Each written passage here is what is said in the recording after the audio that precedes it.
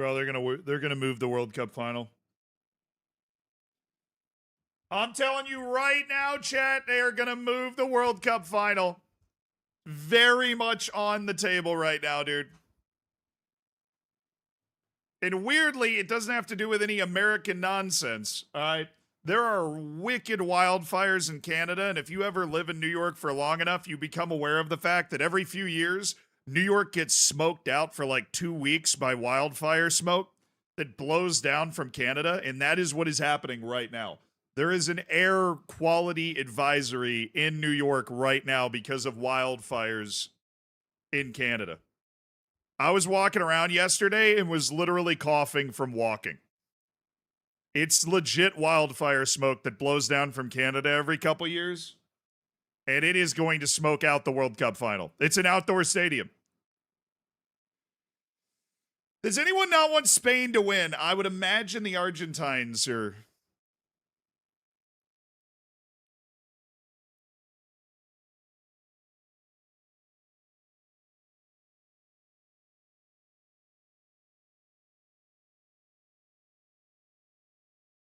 Yeah, okay. How many Argentina fans we got in the chat right now? Let's not act like everybody's pro Spain. There are always more Argentina fans everywhere than you would think.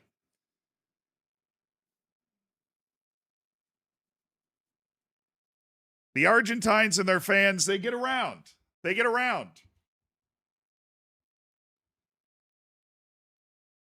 At this point, I want them to win because it would be funny. I mean, look, objectively speaking, Chad. Objectively speaking, Argentina winning in the exact same way they've won every other game would be so funny. It would be so funny.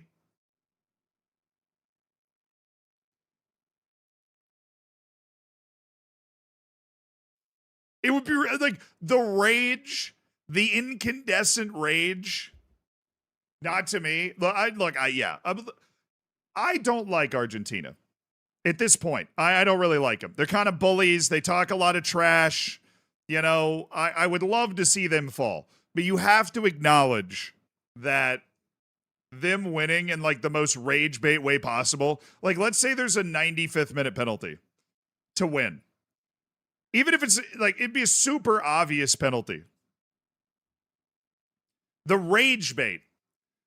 What it reminds me of is, and this is like deep cut ball knowledge, but Asian Cup Final 2023, Qatar against Jordan. Qatar wins 3-1 with 3 penalties. Now, I watched that Asian Cup Final. All 3 of them were like, no debate, absolute stone cold pens. But the fact that it's Qatar, the nation that was like kind of not convicted, but like basically admitted to have bribed their way to a World Cup in 2022, that has multiple times been accused of, you know, tilting the scales in their favor when it comes to AFC, right? The fact that they would not only surprisingly make it back to the Asian Championship, but then win it with 3 penalties. It's like that perfect amount of rage bait. And that's why I'm like, there is the opportunity for the perfect amount of rage bait from Argentina, because everybody's raging about Argentina, right? They foul, they play dirty, right? They push the boundary, right? They do not play a clean game. Yeah, I think even Argentina fans would acknowledge that, right? They win outside the lines, right? They force the referee to make difficult calls. They make life hell for the ref, right? So, like a lot of people are obviously rooting against Argentina for all those reasons.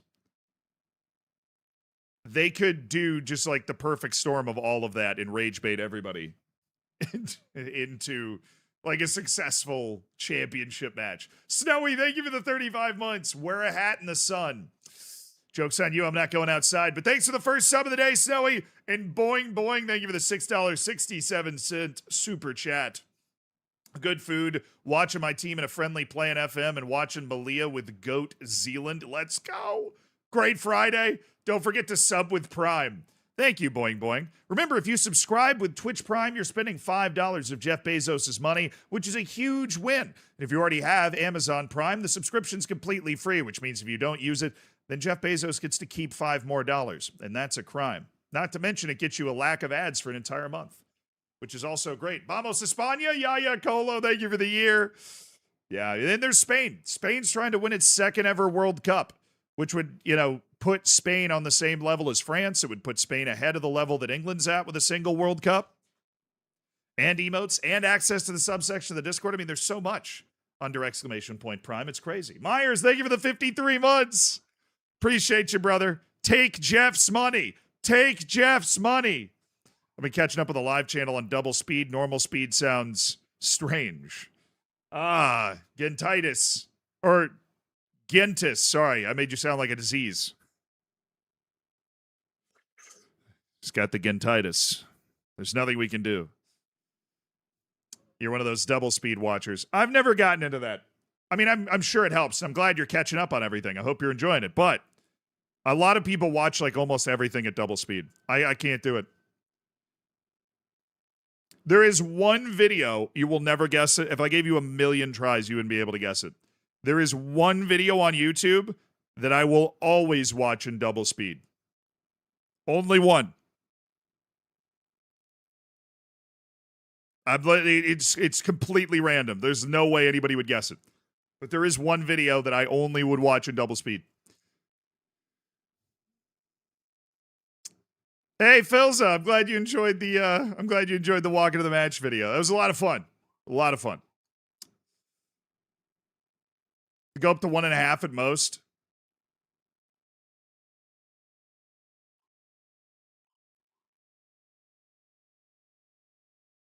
I remember watching at 0.5 speed. It makes everyone sound drunk. Baby Shark, no. It is, and if I'm introducing you to this for the first time, then I'm very happy that it's me. I'm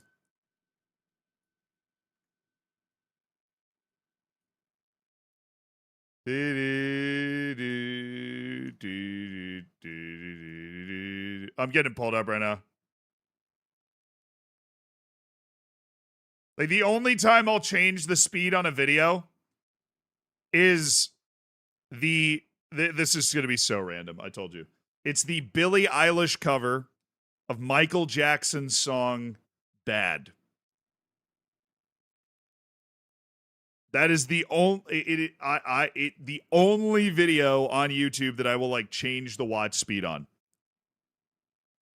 That is random. I told you it was completely random. So I watch a ton of like live music stuff on YouTube. Like I just have like long playlists set up and kind of let YouTube fill in the next thing sometimes.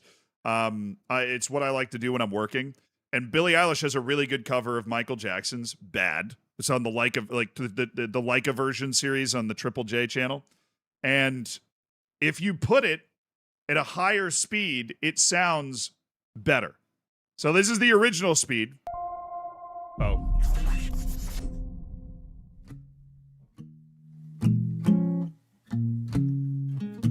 So this is like original speed. Z and shout.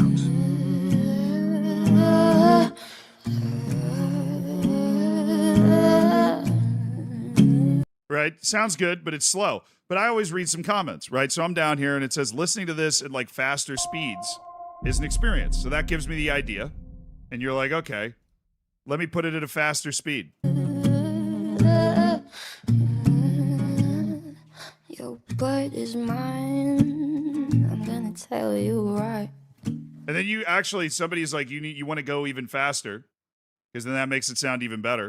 Just show your face in bright daylight. I'm telling you on how I feel. So that's the only video. That's the only video on YouTube I'll change the speed of. Actually go, yeah, it's so good.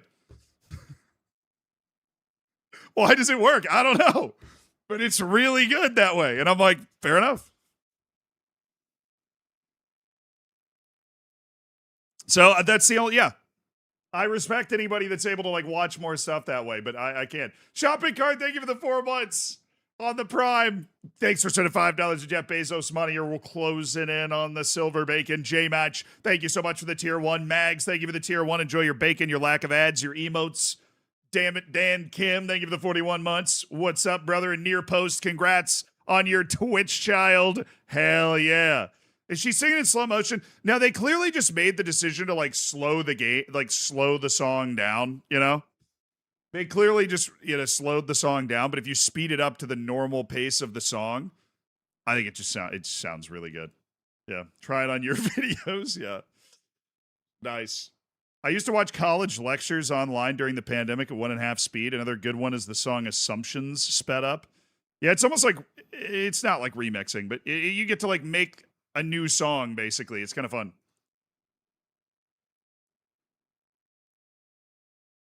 That song even works slowed down. Oh, already gone. It would be so slow, though, because it's already slow at 1.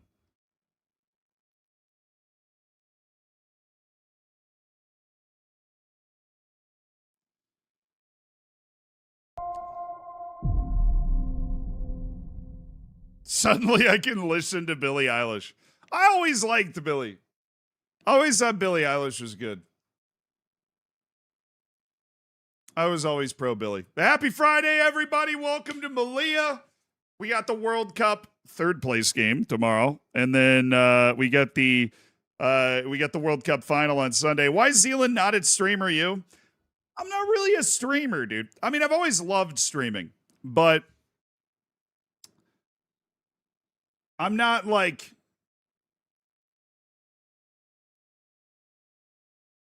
I don't know, like I'm not like stream first, you know? Would I get a haircut? Yep.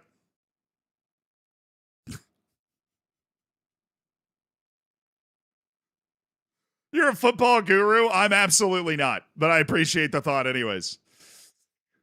Yeah, respectfully, it hurts too much to watch that. Dude, I think the third place match is stupid. I don't think it should exist. Yeah, I think Streamer University is a really cool concept. I don't think I would have any need to go. I mean, you can always learn. That's not true. I would love to, like, you never want to assume you know everything, but streaming is more of an oasis for me. It's more of I just really enjoy being on stream, playing my save, hanging out with you guys. I'm not really somebody, I'm like, as a content creator, somebody that makes stuff that people watch and people enjoy, I don't necessarily assume that my stream is going to be the thing that like brings new people in, if that makes sense. And I feel like Streamer University is for people who are kind of more stream forward than I am. But I think the concept is really cool, and there's some people that I really respect that are there. But I'm just not really in with the streamer crowd, you know? I have some friends like Nim and whatever that are, and E-Rob that are more involved in that. Electronic Robert. Can you imagine a third place March Madness game? Yeah. No, I think the third place game is kind of a goofy concept, but I heard Zealandism got kind of shouted down about that opinion, so who knows? William, thank you for the $13. Doing a youth-only save with Malaga in 2039. Got a Europa League Spanish Cup double 2 seasons ago. Now always finishing third. How do I break through to win the league? Dude, if you're doing a youth-only save, how do you break through to win the league is a very different question than most other types of saves, man. I'm not going to lie. You need to obviously emphasize player recruitment. You need to get an unbelievably large number of... Does that say Norwich would want to pay $107 million for Luis Alberto Ferreros? Am I reading that right?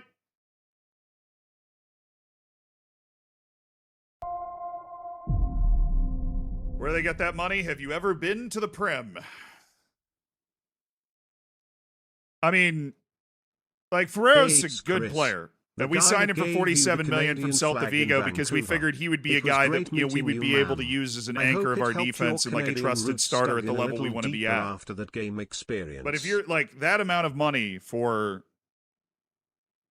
a center back in general, like, God, why do they not want a Vonde? You know, I wish it was a Vonde instead of Luis Alberto Ferreros, but we're not. I'm not even going to pretend I wouldn't take that offer. I'm not going to pretend for a second I wouldn't take that. I would take that so fast, your head would spin. I would click accept like that dude on TikTok that cuts fruit and you don't even see it. That's what it would look like. You wouldn't even see me click the accept button. Richard Edlund. No, Hassam Ahmed. There's gonna be one person that also has that dude on their feed. Guy that cuts fruit. What's my issue with my fellow American Avande? I like Avande. He's taken up a foreign spot, and I don't think he's like an elite player relative to the rest of our team anymore. Like, I think if we end up starting Salvador instead of Avande, we don't lose a lot, you know? And I think if you're occupying a foreign player spot in perpetuity, right? Because Villalba and Alison Lopes Teixeira are working their way towards citizenship in 2 years. So they're not in perpetuity foreign. Avande is. Avande would already have citizenship if he was from South America. But he's not. And that is the complication.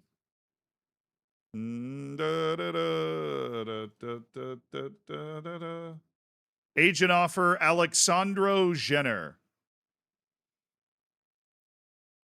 Good athlete. There's absolutely nothing about that guy that's got me jumping out of my seat. John Gill. Oh, he just doesn't get up. Technically, he's a really good defender. But there is not enough in there. It's weird. You're gonna have to change your math on center backs a little bit. Andre Guerrero. Not a tough guy. You know, the bravery and the aggression are low. Concentration's low. Definitely capable of being a player that's a little frustrating. But of course, the value, I mean, who's lurking around? City, Sunderland, Galatasaray? Really, City. I guess how versatile is he? Pretty versatile. He can't play center mid, really, though. His defense is so bad. I mean, the creativity is there.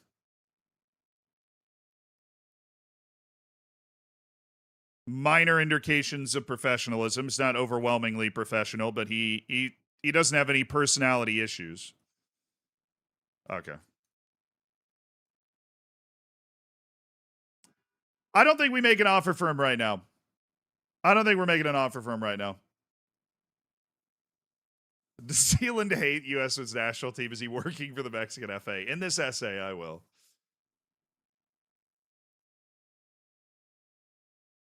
This guy's better than the João Carlos guy he signed? I don't think he's better than João Carlos at all.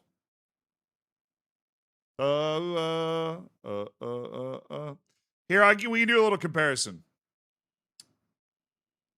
Do you think he's in my recently viewed? No, he's not. Well, let's go to transfer activity. Guys that are joining. Gian Carlos right here.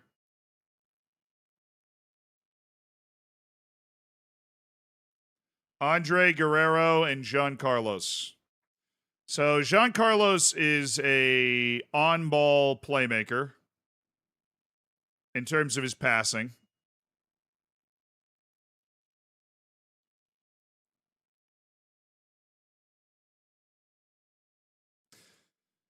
It's the mental side, really, where Jean Carlos just absolutely whips Andre Guerrero. But Guerrero he's got him in pace. He doesn't have him significantly anywhere else, but he has him in pace. He's got 3 more pace. Yeah, I think Jean Carlos has superior technical ability, way more ability to step back into the midfield. And he's a significantly better passer with the ball, right? 16 to 13 in passing, 16 to 12 in vision. Mentally, he's got him covered. The 5 gap and determination is pretty big, and it's not balanced out by a 2 gap and flair to Andre Guerrero. And not to mention, Jean Carlos is somebody with reserved media handling, which is really good.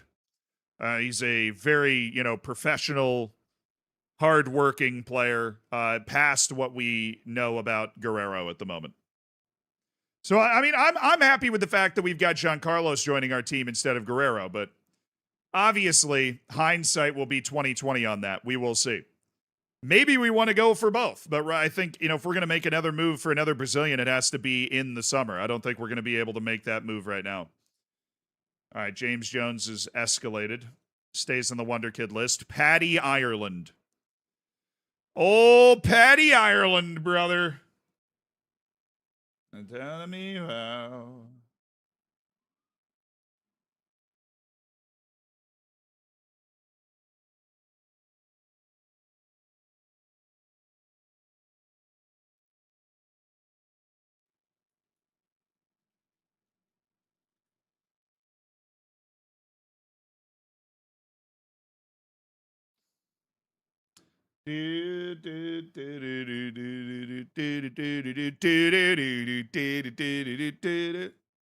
Marlucio. I like him. I've always liked him.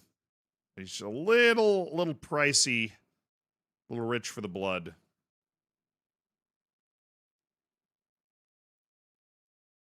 Pablo Trisante, the tremendous Uruguayan.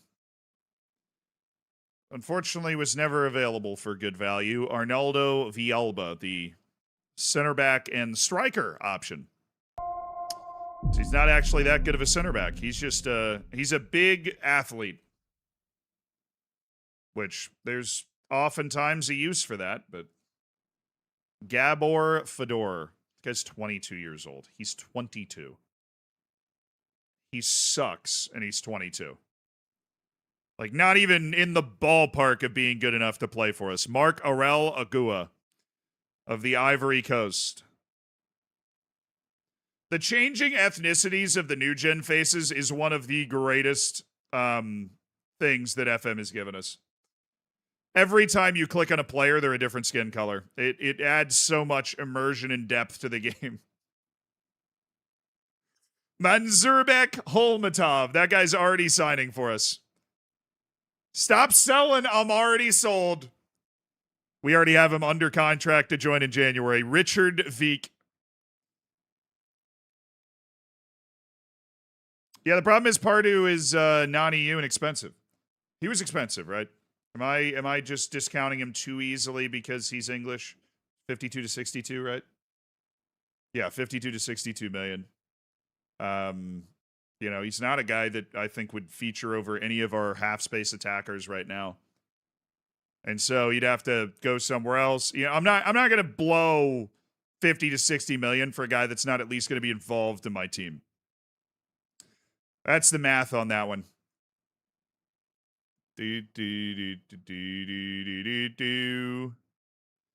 Iker Valencia. It's got a very, very, very long way to go. Vincent Roussel. That was on a freaking Wonder Kid list. Give me a break.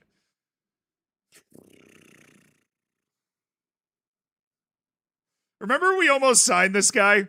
And then it was like, oh, he's signed a new contract and now he's not interested in playing for you. Do we sign him again?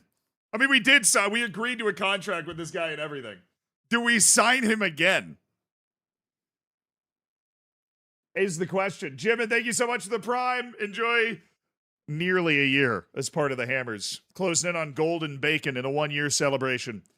Hey, what's up, Chris? Thank you for the 9 months. That guy that gave you Canadian flag in Vancouver. It was great meeting you, man. I hope it helped your Canadian roots dig in a little deeper after that experience. Nice. Have you watched the video? You're in the video a little bit. It's not great camera work by me, but I hope you've watched the video. Also, shout out if you have watched the video of me. Wait, that video's not out. That video hasn't been released. The only reason I've seen it is because I've been reviewing. Oh my God.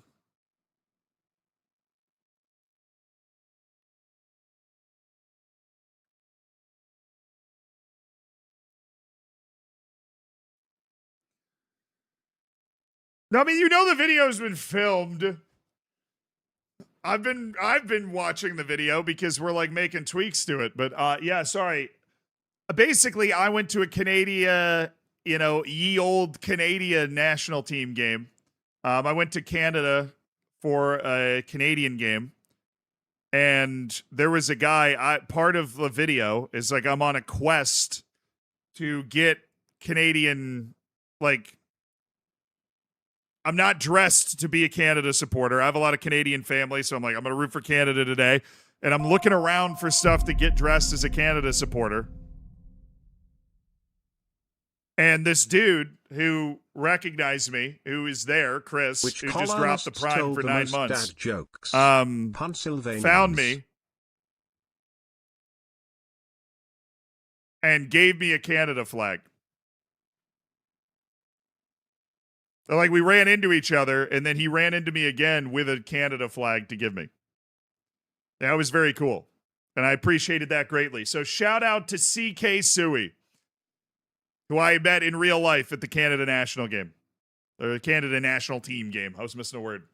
Boing, thank you for the $2.67. What's the funniest regen name you've ever had? Probably Lelamella Bad Boy or God's Power Tower in terms of guys that were like on our team. I think God's Power Tower is real though, so Lelamella Bad Boy's got to take the cake.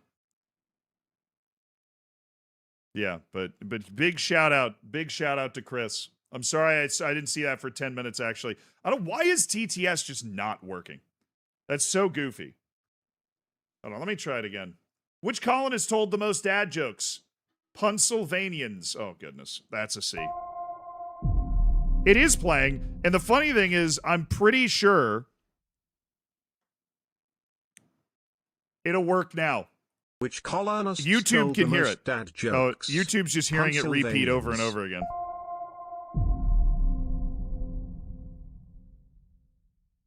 The monitoring thing is not working. Which colonists told the most dad jokes? All right, your tequila, we're going to replay yours for another time.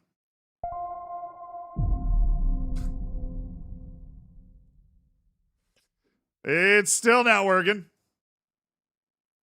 Because, okay, I'm endeavoring to fix the TTS now. Jokes? Pennsylvanians.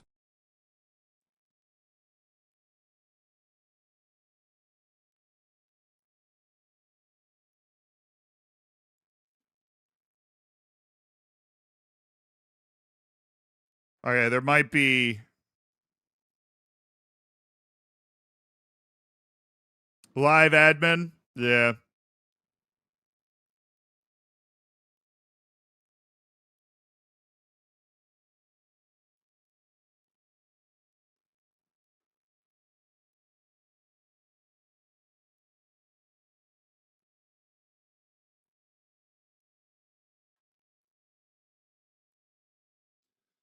I give you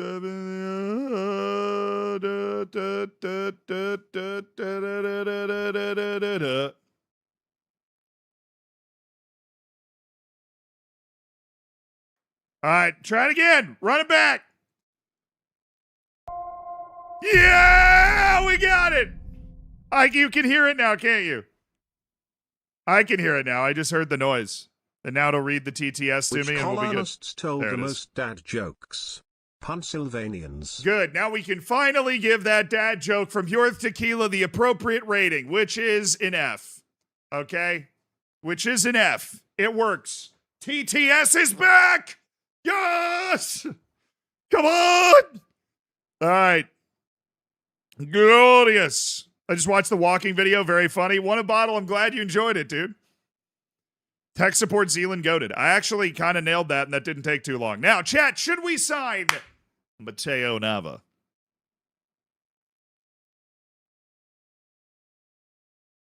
Should we sign Mateo Nava? I gave it a C earlier. Yeah, well, that was because I couldn't hear it.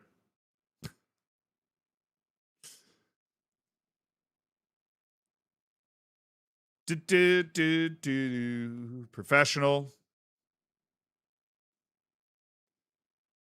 He's 18, but doesn't turn 19 until this summer. Same, change, honey.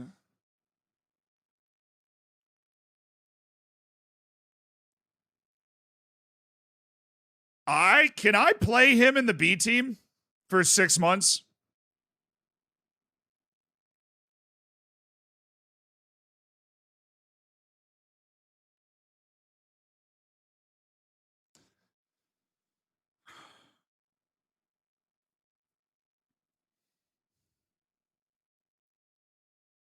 He doesn't look that good for the price. Yeah, it's a bet on his potential.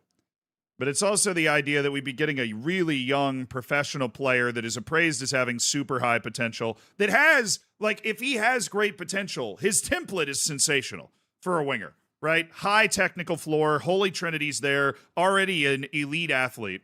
That, you know, if he adds a few points to that acceleration, if he adds, you know, 1 to 2 points to everything he's got going on here, like with his strength and size and speed. 49 months ago I asked my childhood sweetheart, my best friend, and the most gorgeous streamer I've ever known to marry me. All three said no. Happy 49-month anniversary, Zealand. Oofka, thank you for the 49 months, man. Congratulations. Honestly, I feel like congratulations are in order. Everything's coming up, Oofka, right now, dude.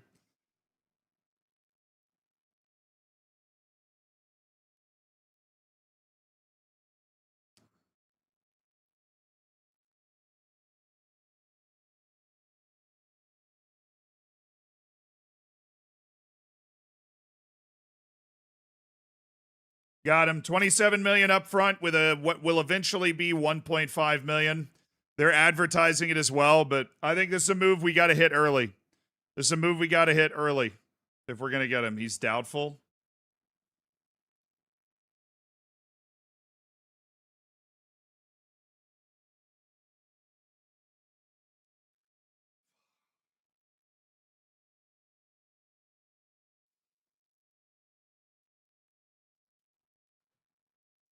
Oh, man.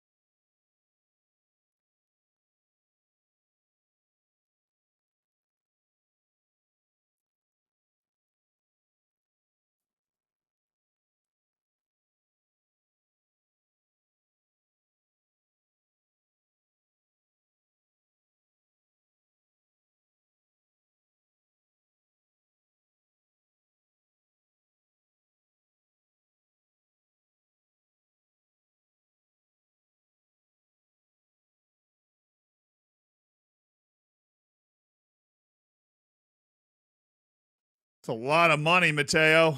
I don't know if I love this deal.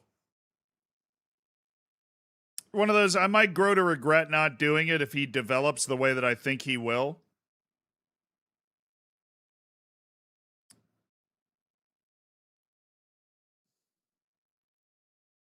That's a lot of money, though. That's a lot of cheddar on the bacon there.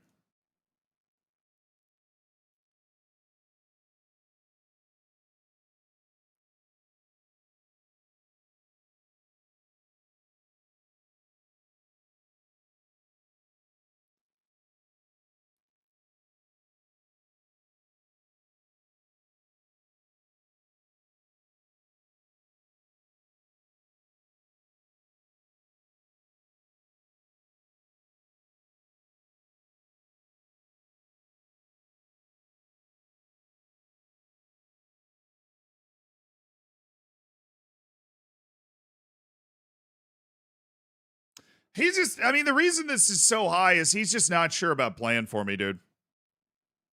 The reason that he's asking for so much money is he's not sure about playing for me. He wants me to bribe him basically with money to come play for me.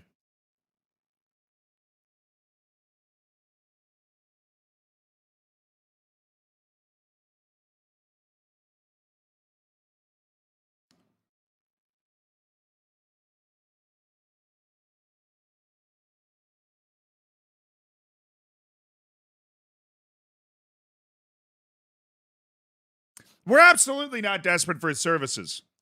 But the FOMO is strong.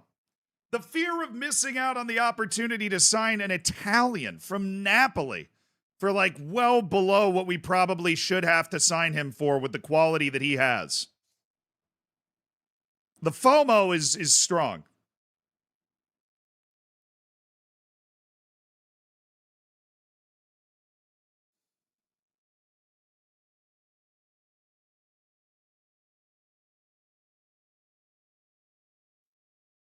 There's another equation going on in my head, which is if we wait till the summer, will our reputation be significantly higher to the extent that he wants to come play for us more than he did previously if we get to the summer?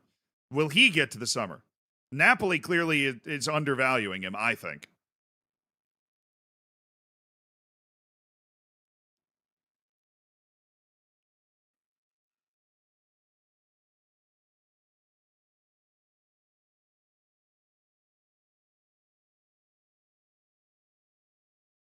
True, he could be a club-grown player.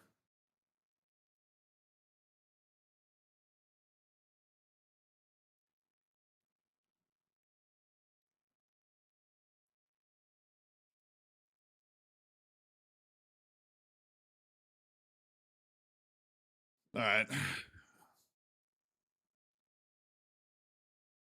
I don't want to negotiate a new contract, so we're going to lock your release clause at 120 million, Mateo. So much money. The problem is I talked to his agent too, Chad, so I don't think I can really move him off that. I'm going to build an incentive-based contract.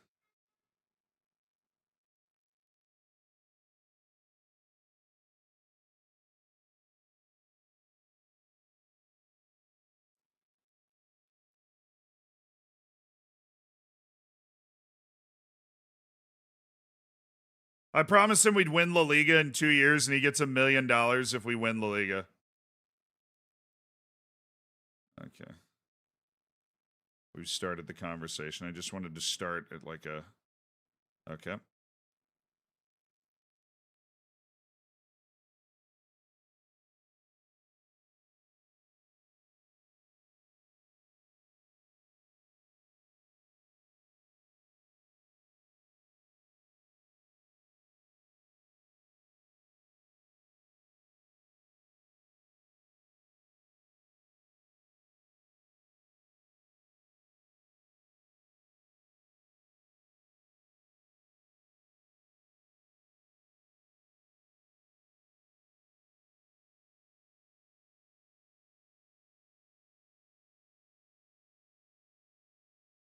I would structure some bonuses that I would feel comfy paying out. It's a lot of money, but...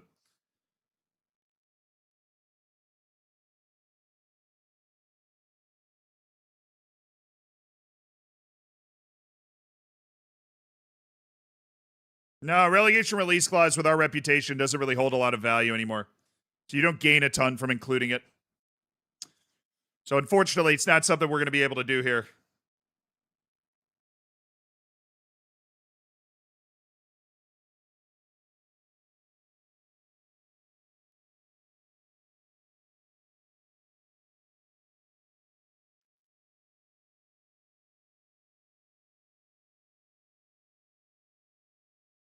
I'll do a 25 game escalator to 41.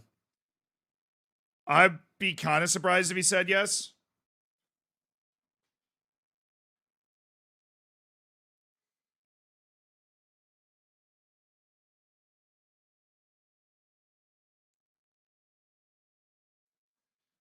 Kind of surprised he said yes. No, he's not. I mean, he's not going to the first team until next year at least. So it's a lot of wage. It's a lot of wage. Oh, we didn't even finish our scouting report. It's a lot of wage. We'll see. We'll see if somebody else comes in for him. I'm not over the moon. I'm not over the moon about it. But I think it could end up being a good deal. Toru Kamori. Okay. Enters Bello, 24-year-old Ivorian defender and left wing back. Nothing. Jader Mielsen. Okay, this guy's got to be a winger, and he's not very good at it. So, Abdukadir Husanov. Under a $6 million bid from Real Madrid. Okay. Leonid Kravchuk.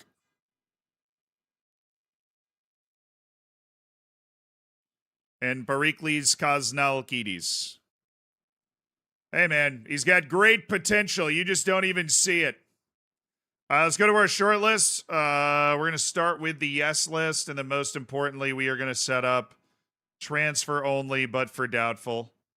And then we are going to look maybe at the really high potential guys that are around. Or who's the, where the hell's that midfielder from Czech Republic? Where the hell is that midfielder from the Czech Republic? Tomáš, no, it's not Košak. It's the other one.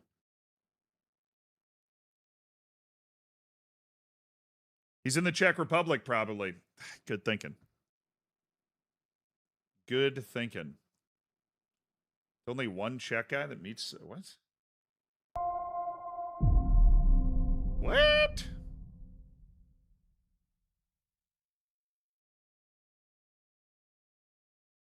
Five and a half years already, to the next 5.5. Melilla till we die. Forrester, thank you for the 63 months, dude. I appreciate it. Cammy, thank you so much for the Prime as well. Thanks for joining the Hammers. Enjoy the bacon. Enjoy the emotes of Forrester. Melilla till we die, brother. Cruzy, thank you for the 300 bits. Two Tampax walking down the road. Which one says hello? Neither. They're both...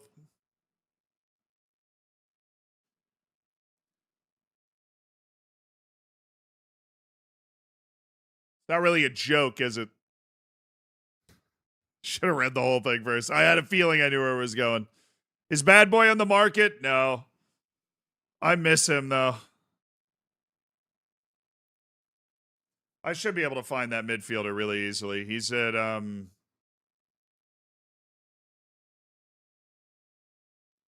Brains just completely let me down there. Victoria Pilsen.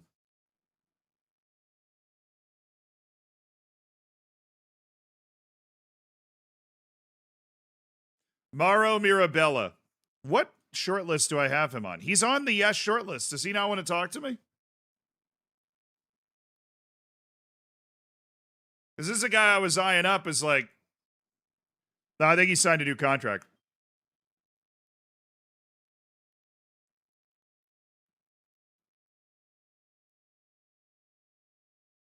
I think he signed a new contract. Baikon Shabazz, who's now valued at 63 to 90 million. We had a shot at him previously. Eli Jr. Krupi.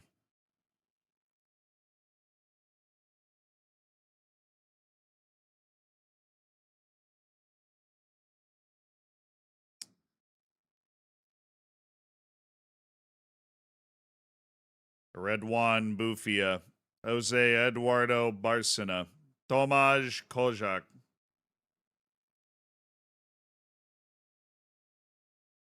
Jesus Rodriguez.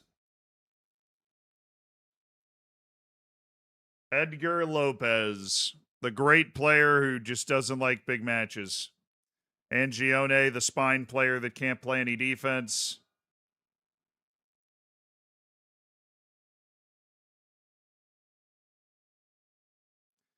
Ivan, maybe. He has gotten taller, which makes him way more viable as a center back prospect. What's up, Ophelia?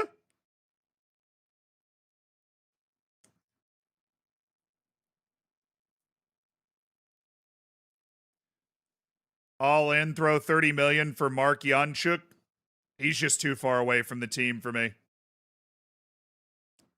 And I'm not seeing the professionalism that guarantees he's going to develop where I'd want to throw that amount of money. Juventus is going for Jimmy Blom. Blom would actually want to sign for me. Maybe we can try. I like Jimmy Blom. We tried to sign Blom before when he was like 16. Unsurprisingly, he said no.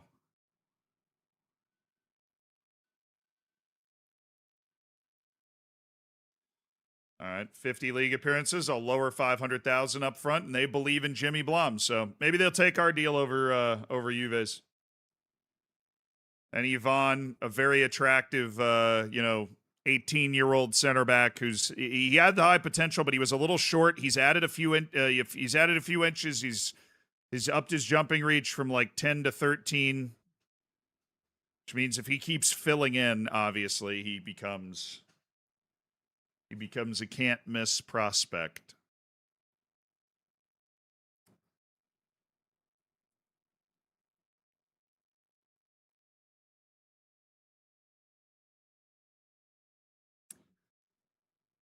And the 22-year-old goalkeeper Andres Cantu.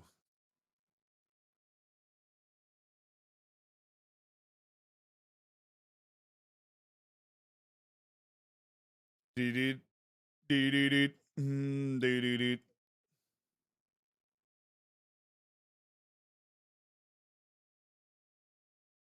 his vision wasn't 7 and concentration at 4. It's a reason that Argentina hasn't even given that guy a sniff of the team. There's a reason.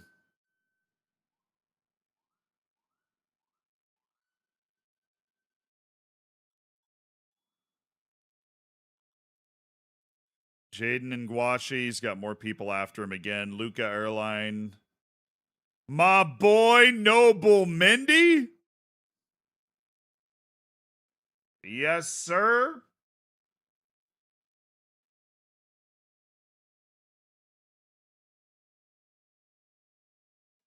Martin Skovby.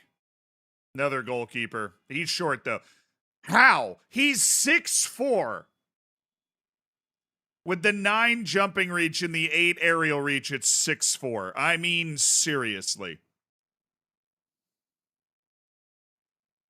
He's 6'4".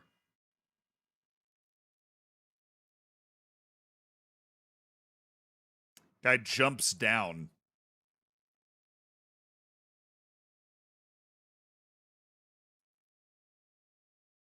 Kleber's very young, and I think he is getting better because I've looked at him multiple times. So that's the first time I've looked at him and been like, hello.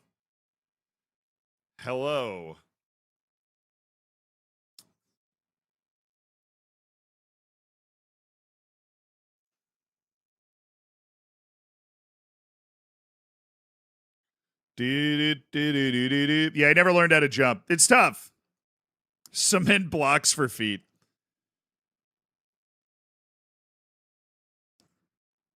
He just has poor balance. He just falls over anytime he tries to jump, actually. It's pretty obvious.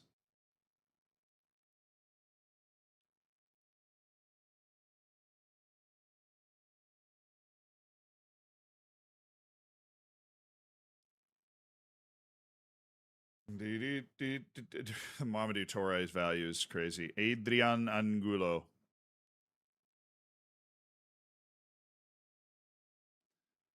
We'll wait for the month to be up, and then we'll come back. I gotta wait for the month. All right, I think that's it for now. They want a loan back of Jimmy Blom. No, I want to loan him over here. I think it's time for him to get new experiences.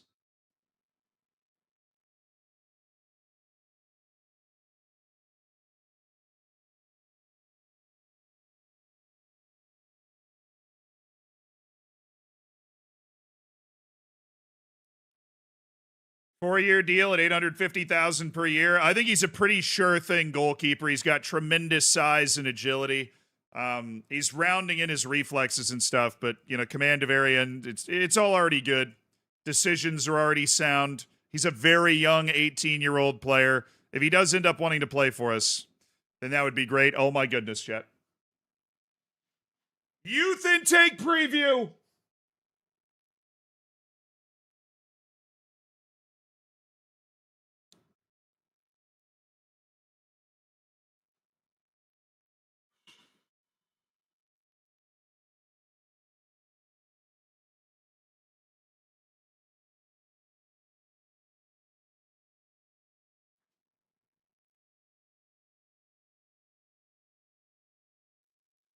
A youth intake preview.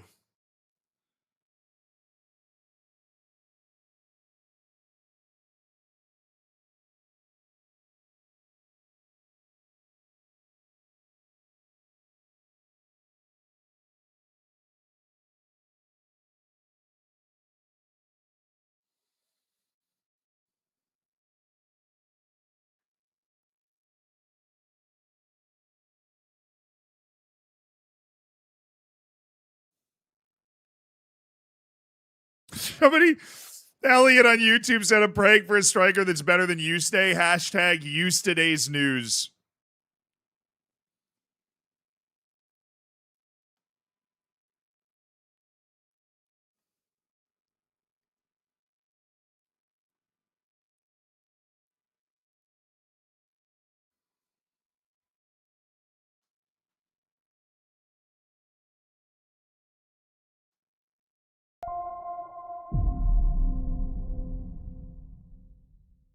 And out with impressive attributes and high determination.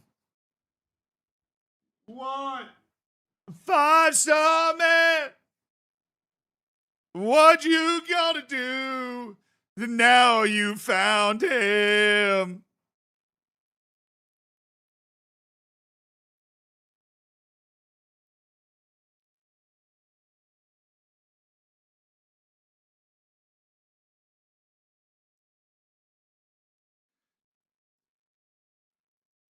While we are together in every single save.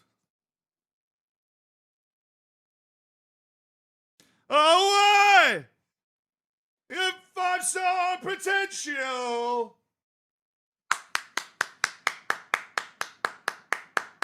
The Houston guy was right. There's a striker.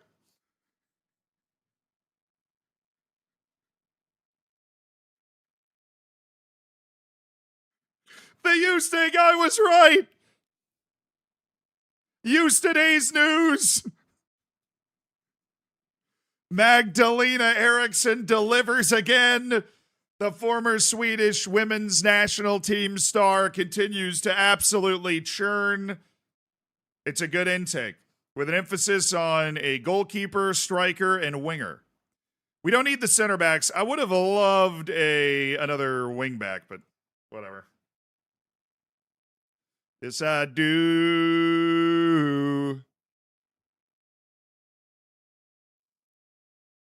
All right. It's a good group of players coming through. Some of the names. Knowing when and where to channel aggression is an important part of the game, and Abubakar Sadiki Berry is definitely reliable in those situations. So we're seeing the names for the first time. Abubakar Sadiki Berry. Being able to head the ball well is an underappreciated skill, and Juan Mecca has demonstrated at youth level they can do it at an impressive level of accuracy and deftness. Getting shots on target more often than not is one of the hardest but most important skills, which is why Lars Den Dekker's propensity to get efforts headed in the right direction is already notable. Abubakar Sadiki Berry, Juan Mecca, and Lars Den Dekker. Those are the three players we know so far.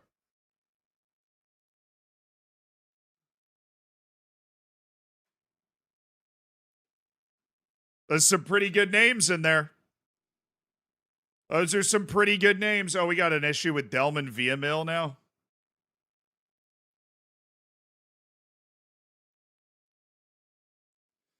Well, we are going to be doing a lot of recalling, huh? Deduce me. 3 players up for international duty. Oh, the Asian Cup. Shigehiro Uemura, and Sean Gigo. Nice. All right, we've got Nava. Nobody else showed up for him. 27 million up front. Could turn into 28.5 if he plays 50 match or no. It's 28.5 after he plays 10 matches. Mateo Nava.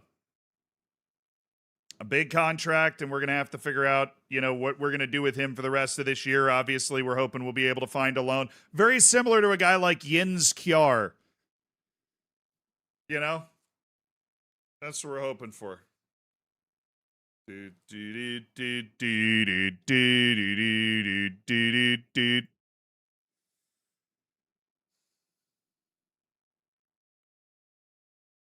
be kind of broken if you could do that, but wait. Yeah, I'm just making sure that there wasn't a glitch where you could click on the player's name. Yeah, we haven't actually entered the transfer window yet.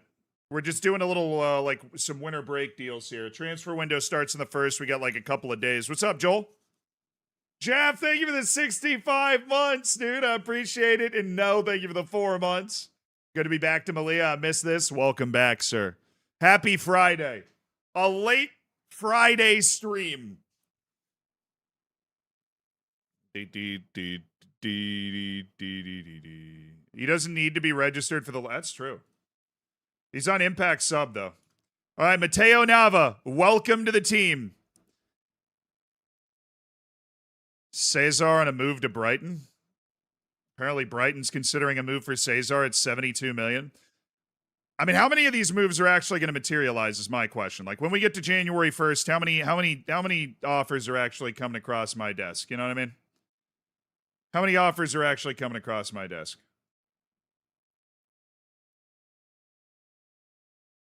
All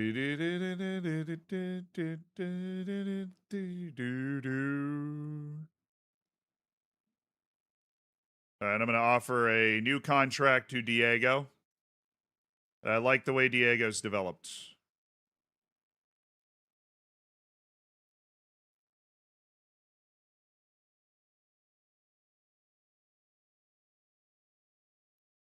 Don't think he's going to play a lot of first-team matches, so we can leave escalators in there. We've got much better midfielders in the B team.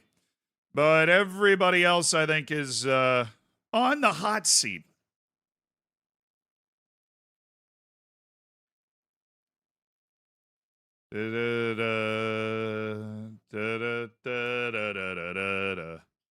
Copa del Rey in 8 days, our return from the winter break, Gimnastic Tarragona, which is obviously at least a 3rd division team. So I think we can be pretty heavily rotated and just hopefully play confidently there. Silva playing in the Argentine U20s. Okay. Leonardo Silva. We have multiple Argentine center backs that have come through our youth intakes. Good for them. Happy to help.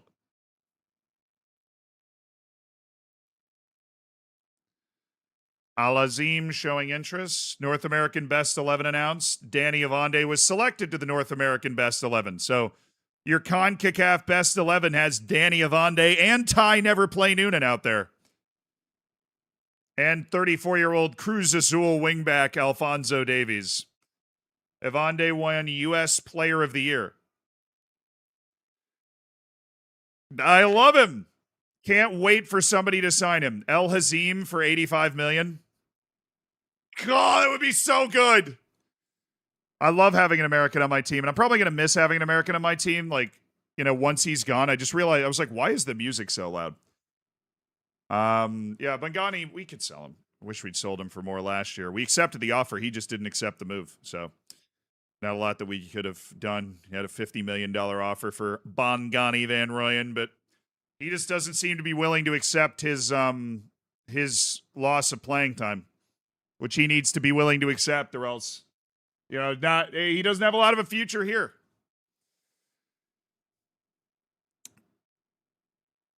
He doesn't have a big future. Ask Avande's agent. No, well, now it's January 1st. So let's see if we get any Insta offers now that the transfer window's open and teams are more comfortable making moves. I'm comfortable operating outside of the window. But let's see what they're doing. The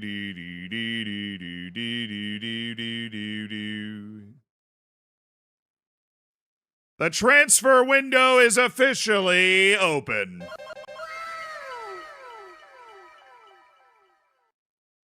We're not, well, we're getting some emails. Oh, okay. Performance updates, attacking analysis on Lamine Yamal. Yeah. Mets offer Willem Goebbels a contract. Alex Valle is getting multiple offers right when it opens up. Sam Ahmed. Hey, don't leave me out. I like Hossam Ahmed. Very strong defensive player, but the aggression and the composure. A bit of a weird player. Also, is he Nani you? Oh, shoot, he is. Sorry, buddy, I'm out. I know you really wanted to play here. I'm out. All right, how's Pseudo doing? He's not getting taller. Said he's made good improvements, and this is one of the gems of our youth intake. He just turned 16, so, I mean, give him some time. But we're good, you know. He's improved considerably over the last 2 months. That's what we want to hear.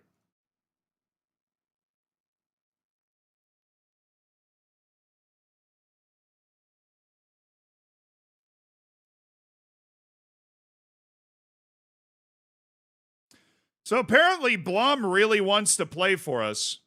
They just need more money. He has less interest in joining Juventus.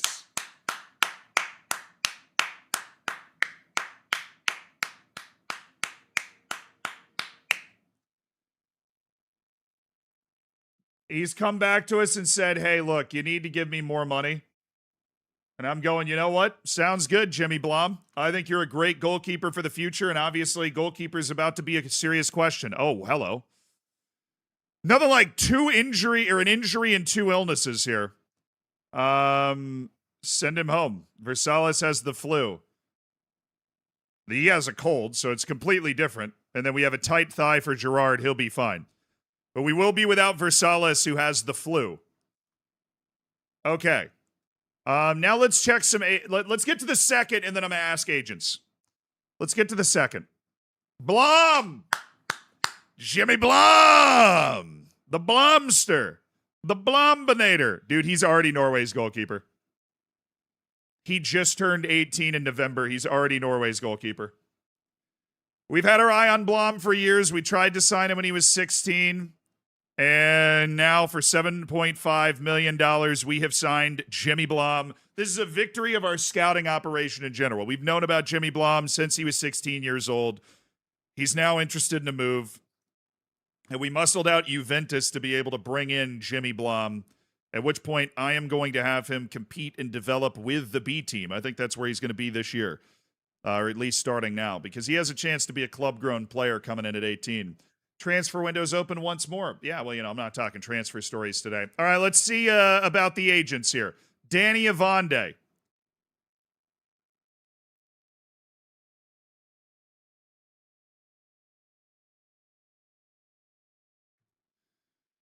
So there's no real interest. And I said, okay. Luis Alberto Ferreros. I'm curious. Nobody's willing to make an offer yet. Okay. Al Hazim is apparently interested in Jaime Gutierrez.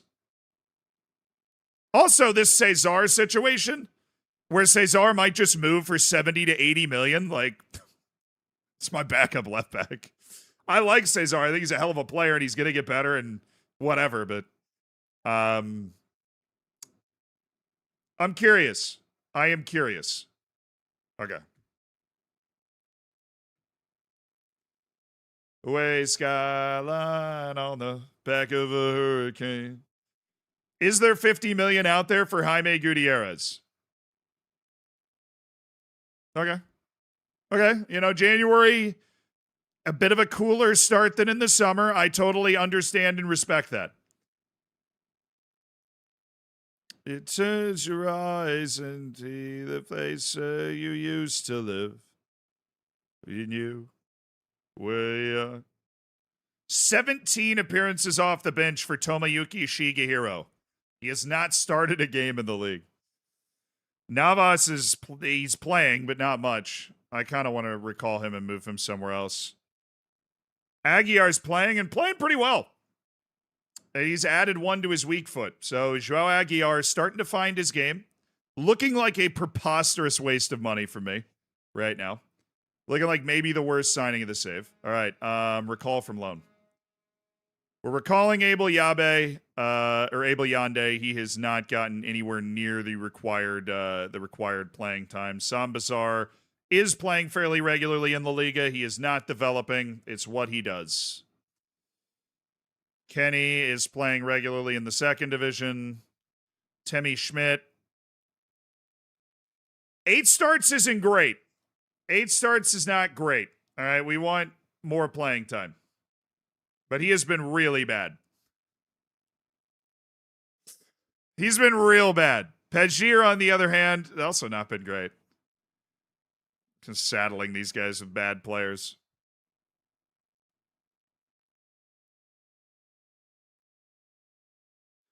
Come on, Delman Villamil. What is this loan move, Delman? He's not earning his playing time. Marco Antonio Palafox is playing regularly. And he's improving. All right, Navas. I am so recalling Navas. I think Navas is going to stay around the first team after the recall as well. And then Shigehiro. I want him to be starting. So we are going to recall Tomoyuki Shigehiro. The whole super sub off the bench thing isn't doing it for me. I think we leave Tim Schmidt there. Or now, you know what? 8 matches.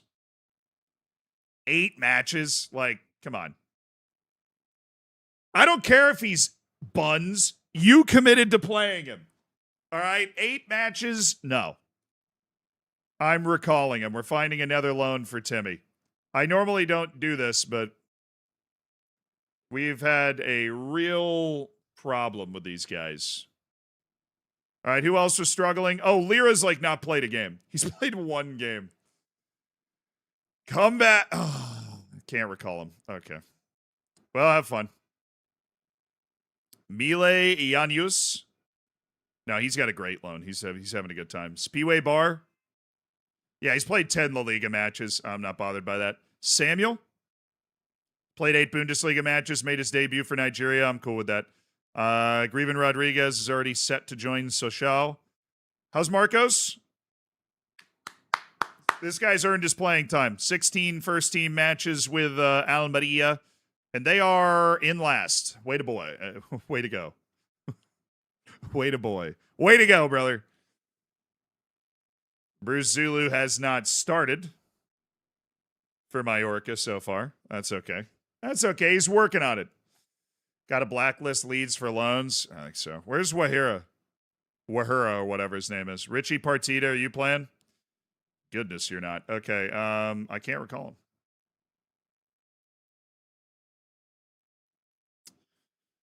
Well, be tomorrow. No, Sean Gigo's having a hell of a loan. He's just getting worse anyways, which is impressive. Got to respect that. Good work, man. Arahiro Wamura is the guy I was looking for. Arahiro Wamura. I mean, he's averaging a 6.12 in La Liga.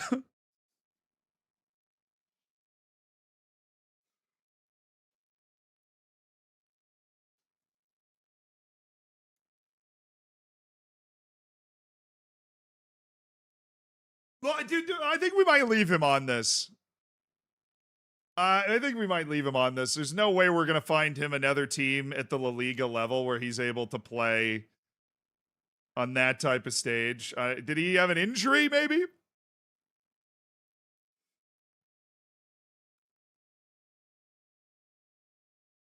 He's missed 3 days. I mean, he missed 3 days with a bruised ankle. That really took him out of the flow of the team, you know? That really took him out of the flow of the team.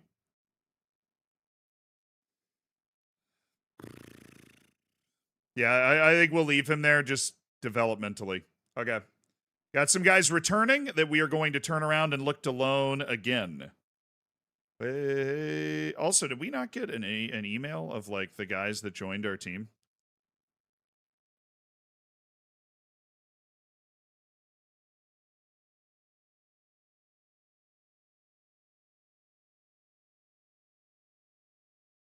Oh, we're getting transfer offers all of a sudden.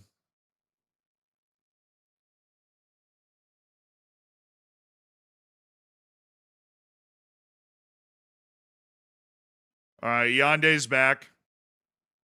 That did not go well.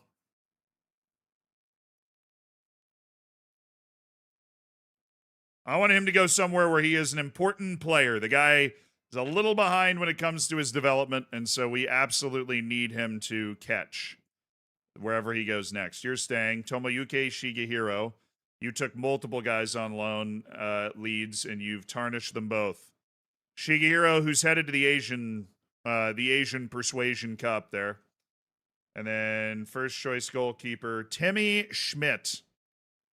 Kind of stagnated a little bit. Oh, there are the deals. Okay. It's literally in my inbox right now.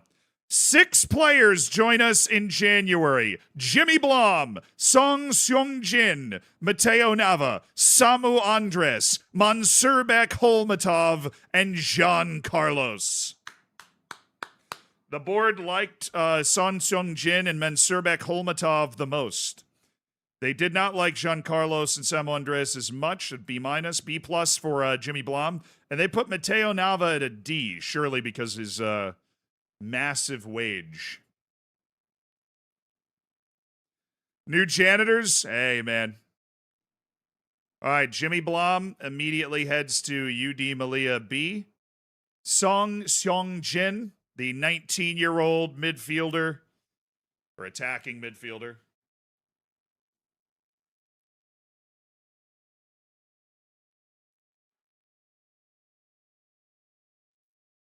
Do.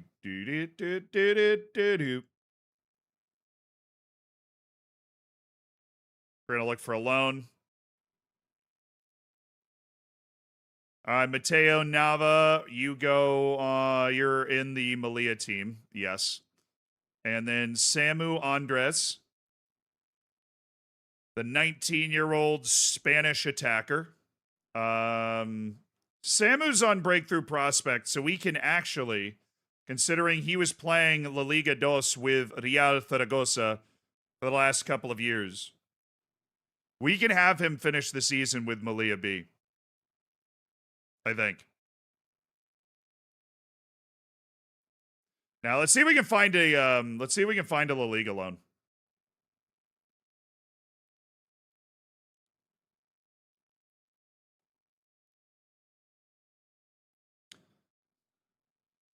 Mansurbek Holmatov, the great Uzbek midfielder.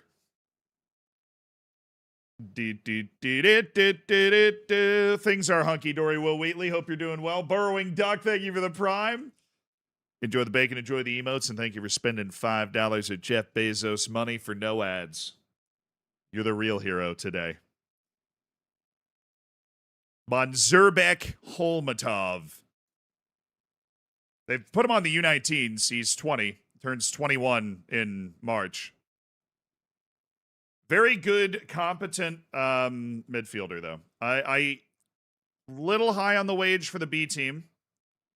So hopefully we can find a good loan, and he's a bona fide first-team player. Jean Carlos. But his playing time expectations, they aren't really there. And I think right now he is already a player that I am perfectly comfortable putting on the field. So intensive language courses for all signings. Casado is going to welcome Samu Andres. Tsurai is going to welcome Mateo Nava. Sergio Otero is going to welcome Jean Carlos. Raul Sarai is going to welcome Jimmy Blom, apparently. Otero is welcoming Mansurbek Holmatov, and Cañete is welcoming Song Seung-jin. Okay, there's our loan report. We've already assessed which loans we want to switch. All right, oh, damn it. Bayern Munich's already splashed in for Alejandro Quanu. That's going to be a problem. Valle, Lauren, Sporting's making a move for Lauren. Jamie Archer to Leganes. Nigel McMahon to Real Madrid, really. For not a lot of money right now. Bit of a pushover price that Man United might be agreeing to. Van Rooyen, he's extremely interested in moving to Al Sadd. Well, you probably should have taken the offers we were getting last time. Sufyan Bouzaidi. No, Sufyan is on the no loan list. He's unavailable.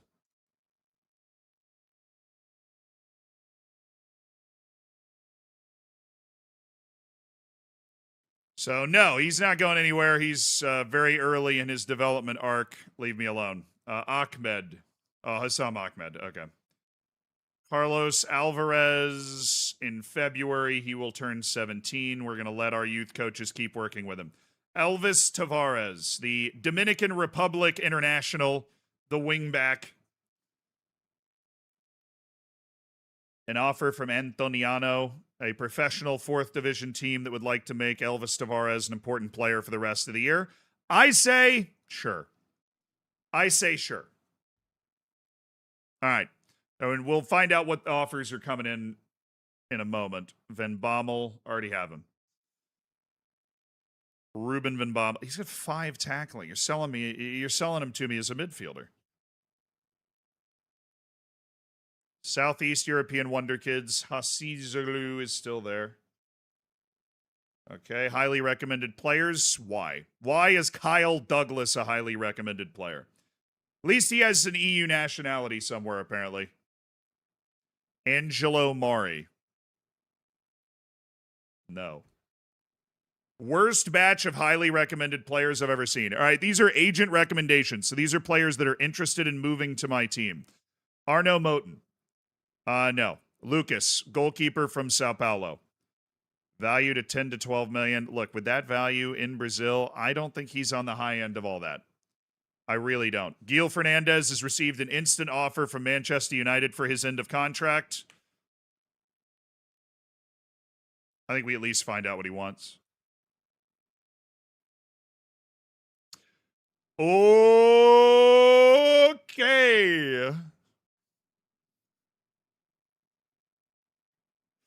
I'm glad I asked. I am glad I asked.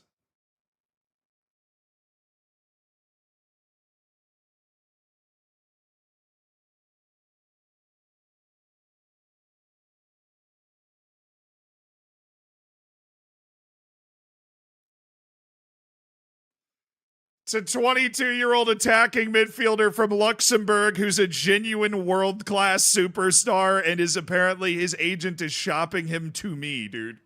His agent is shopping him to me. Let's get that scouting report in immediately, guys. Let's get that scouting report across my desk immediately. There is a Luxembourgish superstar that wants to play for me. I say we hear him out. Manuel Ugarte coming up on the end of contract. That athleticism it's defying him right now. Mario Martin, regular starter at Porto. Just cracked the team a little bit. Once leaving on a free transfer for sure. And a lot of teams are looking at Mario Martin. Enjoys a big match as well. Spanish second nationality. Very consistent. Perfectionist. I think there's a lot we can get from having guys like this be on our team, and I'm curious to see what he's interested in having as part of his deal. Win a domestic cup by the end of next year. All right, I'm going to wait on that right now, but I'm definitely going to move Mario Martin to the yes list. The reason I'm waiting on that is nobody's gone for him so far. Nobody's gone for him at all. Abdi Shaban. Too expensive. Perikles Karabatsios.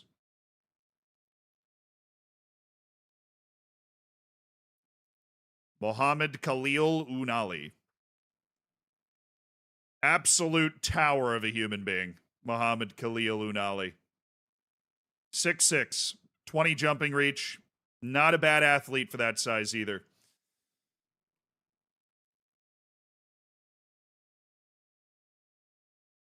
And Tunisian counts as EU for me, and he's professional. I mean, this guy definitely should be at a bigger team than Mold. They're definitely very happy that they have him. He's got basically everything kind of going in his favor, other than the fact that he feels like a Gire almost, where, you know, mentally it's not necessarily all there, but God, aerially, he's such a problem. I think this guy, if this guy was on my team, I think he would be in my rotation for center back.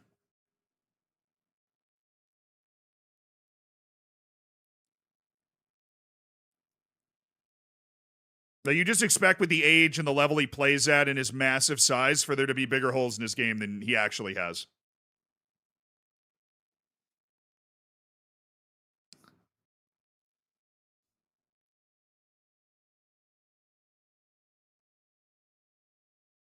I'm actually going to move him to the yes list. I'm going to make the call to put him in front of me every time we're making transfer decisions. Yeah, for that price, like, let's say we sell Danny Avande, I would bring that guy in. You know, like, well, Ferrero goes to Norwich for 90 million or whatever, right? I would bring that guy in. Alessio Maggi. It's under contract for forever, dude. Christian Dalnaki, the 20-year-old Romanian star winger. He's unhappy at Atletico Madrid. He wants out, maybe. He wants to go somewhere. Oh, Davy Laianoia is still at Flamenco. The problem is he still doesn't like big matches. We really like Davy Laianoia, but I'm never going to sign a striker that wilts in the big moments. I just have too much PTSD around that. You can hide that maybe in other positions, but for somebody that's an out-and-out striker, I need you most in the big moments. You know what I mean? And if I can see very clearly that you're not going to have it in the big moments, that high-pressure situations are simply too much for you, then I need to leave you out of it. Jamal Emanuel. That is certainly one way to spell Emmanuel. Amanuel.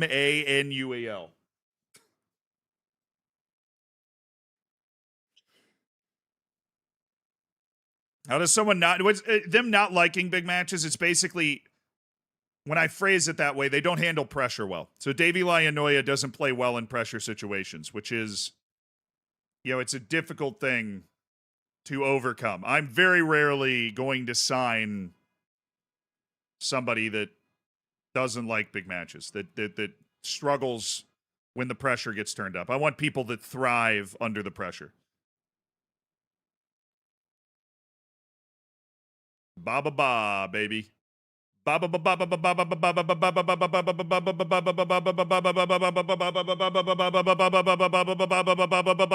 ba ba ba. It's on my B team yes list. You never know. Maybe it one day will be time to make the move. Luandile Moetti. Do we want to make a deal for Luandile Moetti to have him move to our B team? I think with that kind of potential, especially relative to our team, absolutely. All right, Jonas Anderson, the superstar. He's listed for 93 million by Barcelona. They're looking to move him. Why? Handles himself in a fairly professional manner and reserved. I mean, guy's a consummate professional. I mean, 93 million's a lot, but I'll put him on the cheaper list. If they're looking to move him, I'm not going to like pretend I have no idea who he is, you know?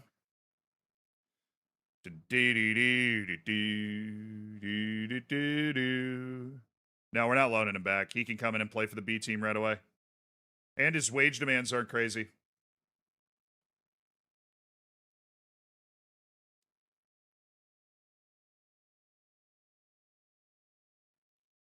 Oh, come on, mate. Come on. Come on. You know it's a good deal. You know you want to take it.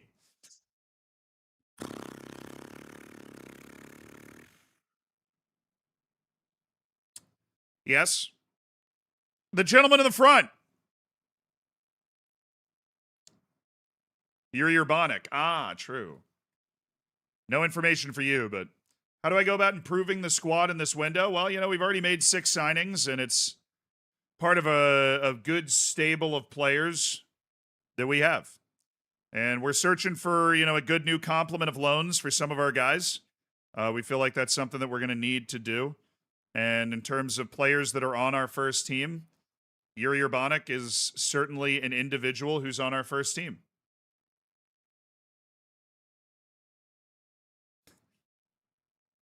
Yuri Urbanik is one of the players of all time. And we're excited to open a spot for Luis Miguel Navas to be a striker on our team. 3 more questions. Abel Yande enjoyed a productive loan spell at Leeds. He played like 4 matches, dude. Navas is coming back. Oh, they're asking me about Shigehiro.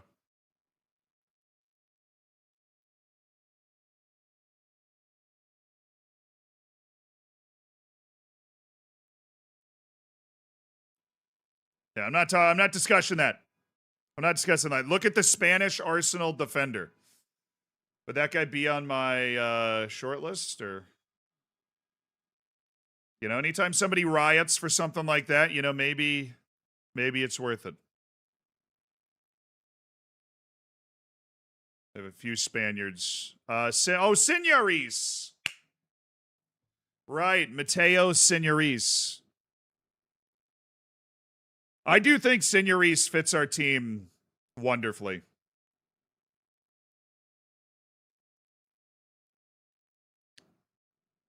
A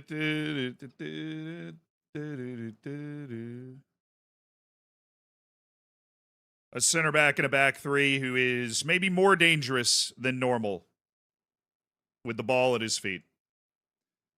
He signed a new contract till 2030. Well, yeah, were we looking at him into contract? Was that what was happening?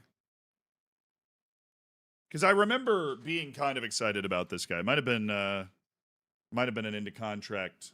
We were sniffing around the goods, All right. Cup match in 4 days. You think we're gonna? Oh wait, we have the Bangani. We have the Bangani move. The Bangani transfer offer that we're gonna have to deal with. I was cagey with the media 3 times. 3 times. Salary cap is $584 million. No, it's not. What is that? Okay. Bangani Van Royen's Al Saad offer. Oh, it's locked. Oh, that's even better. Well, I'm going to reject it, so let's see what happens now. He's going to get mad. We can just keep this process going. I accepted a $50 million transfer for you last year, and you didn't do anything. Great. Now Shigehiro came back, and he has a virus. Guys wishing we didn't recall him right now.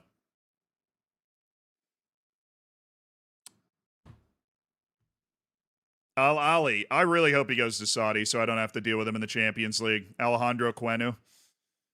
He's a really good player. Real Madrid's Viorel Petrouge has received offers from Wolfsburg, Bologna, and Sporting.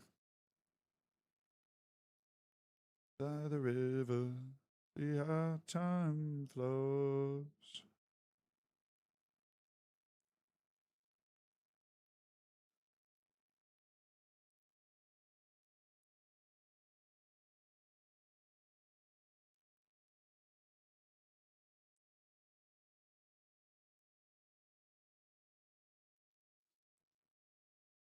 Do-do-do.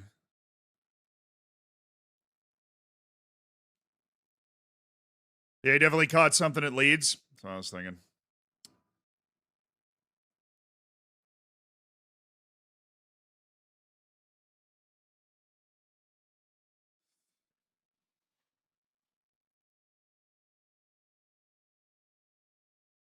I actually really like this Petrouge guy because he can press really well.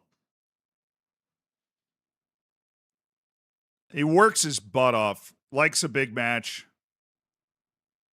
That's a pricey contract. With a 10% yearly salary raise and 15% sell on. Okay, buddy. All right, there's Salier.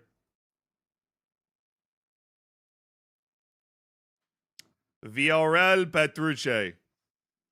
Romanian striker who plays for Real Madrid, but has been a fringe Real Madrid guy for a while. But he's a dog. I mean, look, he's got 8 traits, dude. 8. Attempts overhead kicks. We like that. Who has 8 traits? That's probably the most traits I've ever seen on a player. I think this guy fits our system really well, and he allows us to do something that we're not able to do previously, which is like press really aggressively from the striker position. Right. Likes a big match, fairly professional, so the mentality side is good. I would love to have him as the number 2 striker on our team. But 5 million's a little rich for my blood, man.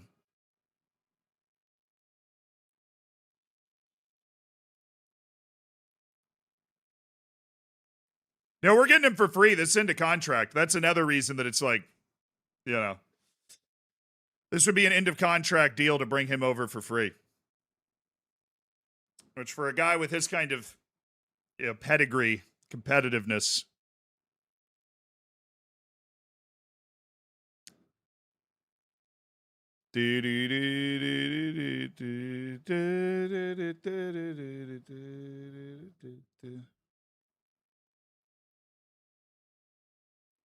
Sell-on fee is absolutely dead. I'll tell you what, though, VRL Petrouge, I'm going to lower your release clause to 90 million. I don't think anybody's ever going to go to 90 million, but I'm going to lower it. Bonus top division goal scorer, I'll give you $1 million. You're not going to get to that. This, I'll give you 400,000 if you get to 10 goals in a year. But what we need to do is lower your base wage, sir. Okay, now we've established our precedent, and I think we'll be able to get him at 4. I really don't want to move here. Thank you. Obviously, it's a juicy upfront wage, but we have absolutely bullied him in that negotiation. It's a big competition for his signature. I don't think necessarily that we're even going to get him, but all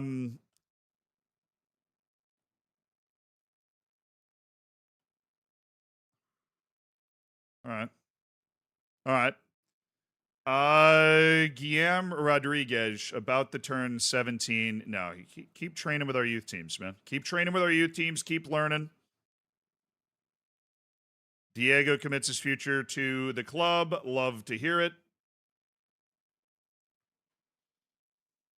I don't expect us necessarily to get that striker. If we do, I think we're spoiled with good choice. An end of contract deal, anyways.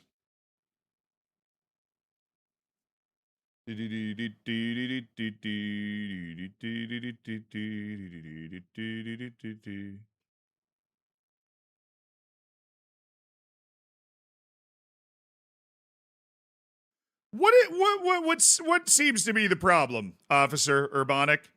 Offers made for Petrouge. Yeah, everybody's going for him. Bengani Van Royen, new offer. 10 million. No. No. I don't care about your percent profit. Cool. Glad we could have this conversation. Laji Toure. Don Benito, a semi-pro 4th division team. That's a no. Sergio Conceição. Like to see the determination going up. I would have loved to have seen more in the way of playing well, but or more in the way, yeah. 6.79. Not good. Luis Alberto Ferreros. All right. Samu Andres. We've received Stoke. Now, you better not be playing with me, Stoke. You better not be playing with me. You are. A little bit. Okay? So what we're going to do is reject this, and then we're going to hard lock it. All right? And we want teams that aren't playing around. We want teams that are going to start Samu Andres immediately. Okay? That aren't playing around. Granada, squad player in La Liga Dos. No.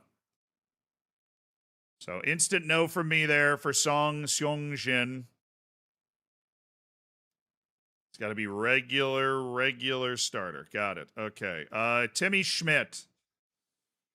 Okay, I need to go to the email for that. Timmy Schmidt. We have 2 Liga Portugal offers. I feel like that might be the best place to go. Or we could go to Osasuna and have him play La Liga Dos. But I think Liga Portugal would be better. So Belenincha or Gil Vicente would be the ones that we'll take. Good deal. We'll reject all the other loans, which we can't do. So we'll try to have good clicking accuracy here. Boom. All right, Shigehiro. Racing de Santander in La Liga. Squad player. No. No. The guy needs to be on the field. He needs to be playing games. He needs to go to a level where you're like, we actually should give him a new contract. Wait. His release clause is only 64 million, and apparently his potential is way higher than that.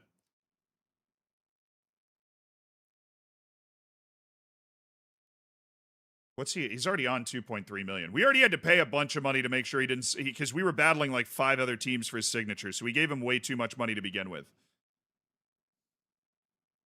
We signed him for $500,000, but we had to give him a big wage.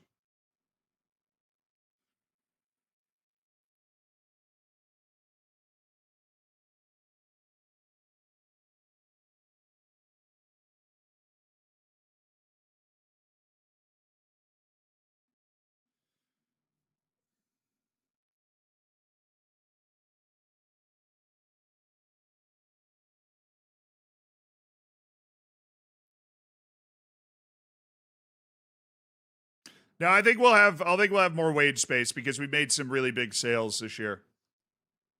I'm just going to do the loan. I'm not going to do the new contract. I'm willing to take that risk because I don't think anybody's close to paying that amount of money for him right now. Good indicator of the kind of ability that he has, though. His current asking price, he feels like, is too high.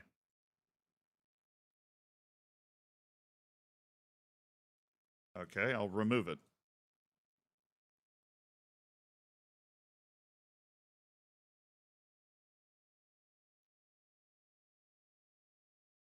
Does anybody want you on a transfer without your asking price? Because I'm not taking less than 50. You're too good of a player. I'm not taking less than 50. Come on.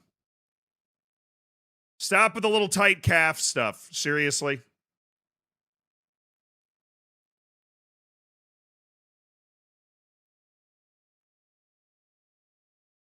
There's this Badajoz 4th Division semi-pro. Come on. Some actual professional team, please. An area where he's going to be able to play consistently. So we have 3 agent offers. João Gomes. Quenu got offered to me. They've downgraded him to 78 million. I just don't think he fits our team. I mean, he's a hell of a player, but we'd have to add more to his game. Doesn't seem like... And you're competing with, what, Bayern Munich and Al Ahly's spending power for wage, so you know the wage is going to be huge. And Petrich, don't worry, I already put an offer in for him, so that was before that happened, I'm assuming. Valle headed to Al-Shabaab, really? Get your money, dude. Wow, Nigel McMahon headed to Real Madrid from Manchester United. Didn't see that coming. Lawandile Moetti for the B team. Good pickup. Less than $500,000, very reasonable wage, and we'll see if he just gets playing time. See if he can develop. We have a very, very good pipeline of South African players having come in, played in the B team for a year or two, and then being worth a lot of money. And this guy seems to be on a similar track, so we'll send him right down there. He can have fun. All right, Jimmy Fernandez is headed to Mazatlan. Kamel Mahmoud, who I think is Youth Academy. Yeah, 16-year-old striker, got a double hernia. Who's getting hernias at 16?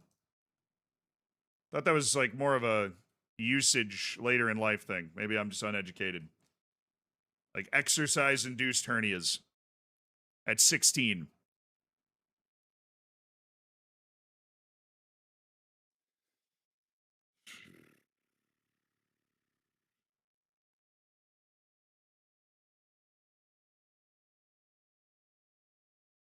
Alexander Rosa.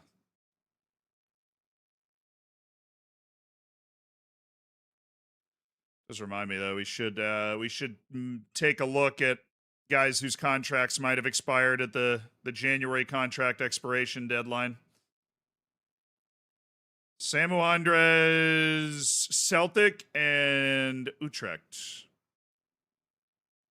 Okay. That's your guaranteed regular starter places. You know what, Samu? You go wherever the hell you would rather go. If you think Utrecht or Celtic is the better offer, I'm not going to make that decision for you.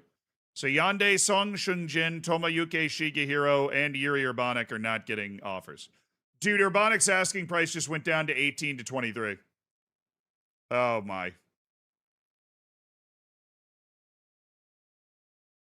Cool, man. Cool. Why? He's actually played pretty regularly this year. Doesn't make any sense. We'll find him alone and hopefully it resets. Clearly it's torpedoed by us trying to shop him too aggressively.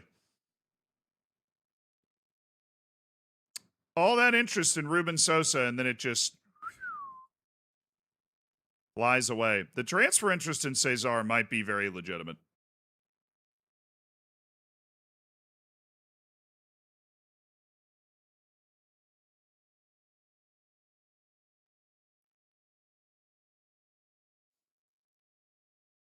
We're going to try Yande first. See if we can get a reason as to why it's being bounced. I'm assuming we're going to get Urbanic offers. Oh, we actually have a match. Okay. When's our next match after this? I assume it's only a couple days. 4 days, and then we have Sociedad, and then Eibar, and then a week off, and then Valencia, and then we get back to midweeks with Besiktas and Inter after that. Okay. This can be pretty heavily rotated. Another thing I wanted to look at was our dynamic. No, wait. Squad. Promise. Cesar feels like he needs to be playing more. What's been acceptable from Mbambo and Vialva, Cesar and Knifin feel like they need to be playing more, so they're going to play in this match. Alrighty.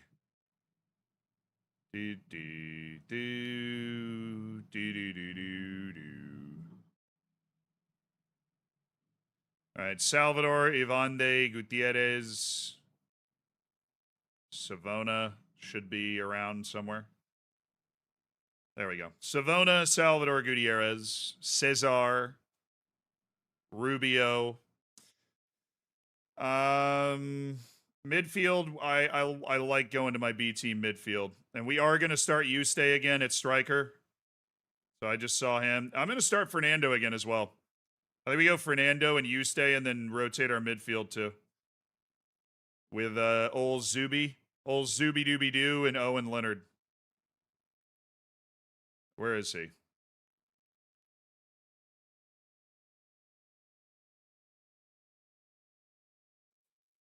And then Knifin's going to start on the right. Where are you? There you are.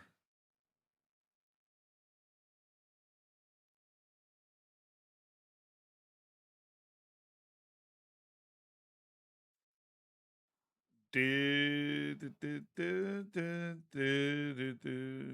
right, midfield playmaker, and then screening, and then central mid, or no, attacking midfielder, sorry, and then pressing. Subiaga, Leonard, Knifin, Fernando, Yuste, Cesar, Rubio, Salvador, Savona, Gutierrez. And let's rotate goal a little bit. Let's go with where is he? Conceição. For the ever on the potential transfer line, but not ever actually transferring goalkeeper that we have right now. Otero, Ferreros, and then we need another goalkeeper. Or another center back, I mean. And that's going to be a Vande. All right, and then Cañete and Van Rooyen, whose career looks to be winding to some sort of inevitable conclusion. Sessa, who's not fit. Let's go get the other midfielders. Should be somewhere in here. Sarayan somebody. Oh, I can take Revert up as a midfielder. And let's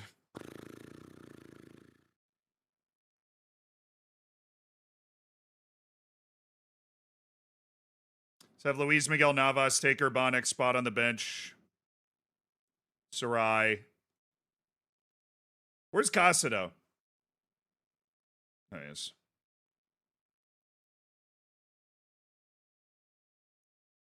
There's going to be a wingback sub as well. Havakote, Kiar, where's Mbambo? That experience and big playmaking would be nice to have. So Havakote, Mbambo, Luis Miguel Navas. There you go. How do you feel about that squad?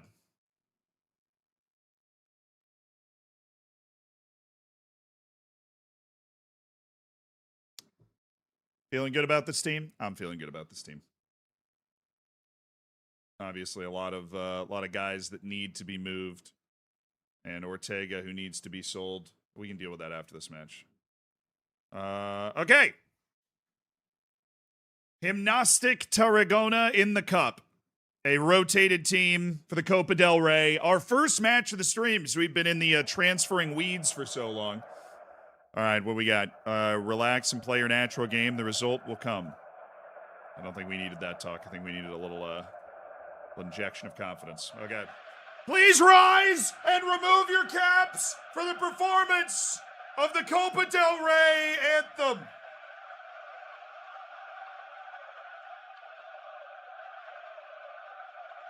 It's the Copa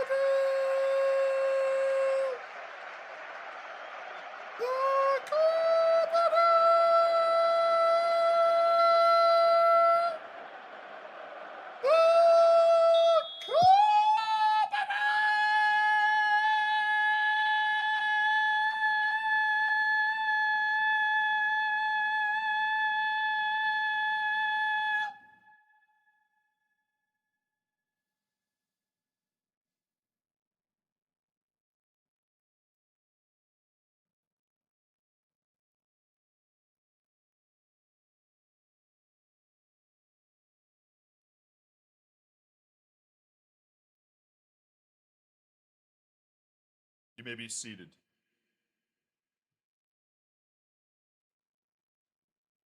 Another beautiful day of Copa del Rey action. UD Melilla playing a lower league side. Gymnastic Tarragona on the road.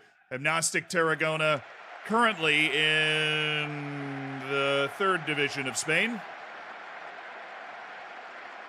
Hopefully this rotated UD Melilla side with a couple guys from Melilla B is able to show out. Owen Leonard, Knifin, Zubiaga, Rubio! Yo, dude.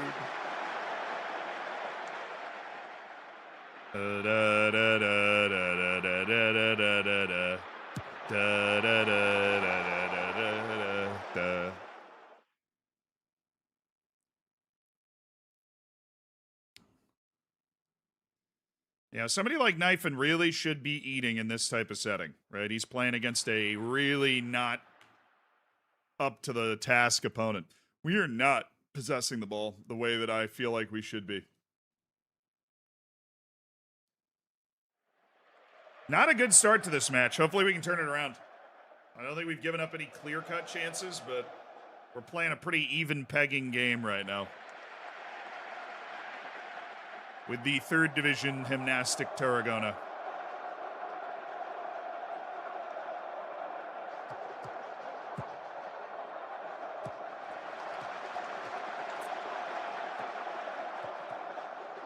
Oh, that's got to be my ball. All right, on the move, Subiaga, Rubio, the Red Rocket, Zubiaga, Savona, Leonard, Fernando, Cesar. Oh, that was pretty, though. That was Techers. It was quality. Could you please peek at Discord for a second?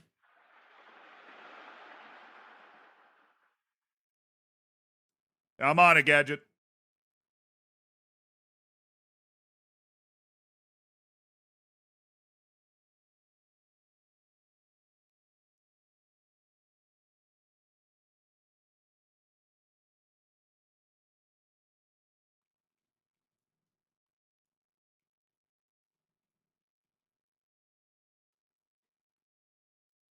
I got you. Far from pleased with what I just saw from this team. We are not playing well. In particular, somebody like Knife and Egger, he needs to pick it up.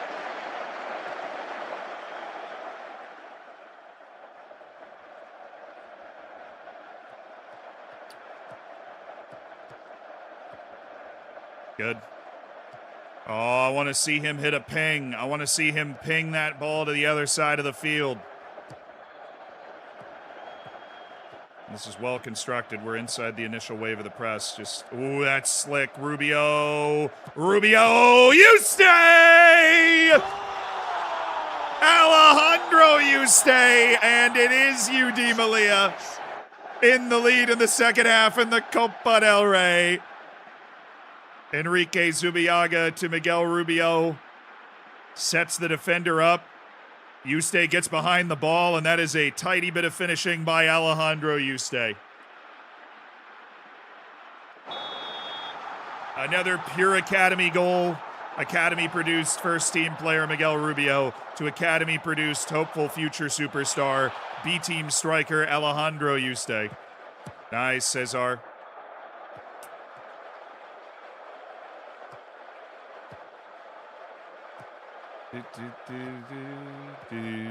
Oh, my.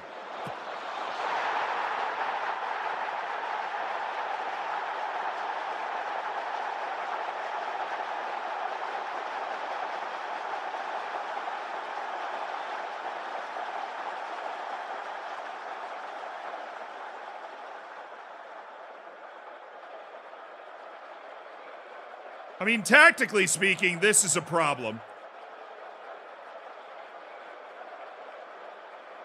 The fact that Zubiaga's in Narnia right now instead of on this side of the field is hurting. Del Cura, Nuhu, and is that Rafa?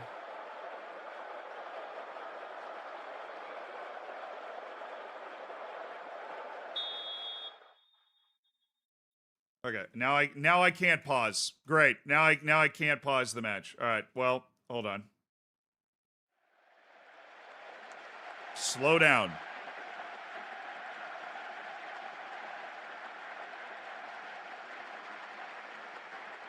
I think we invite crosses and we play inside out.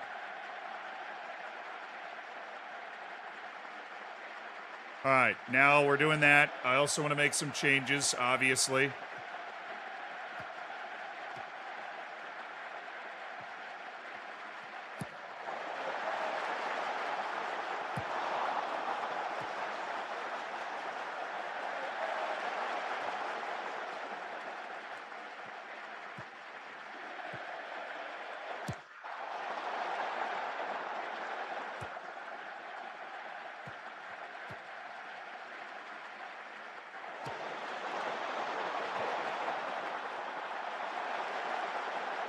All right, now we can move it back.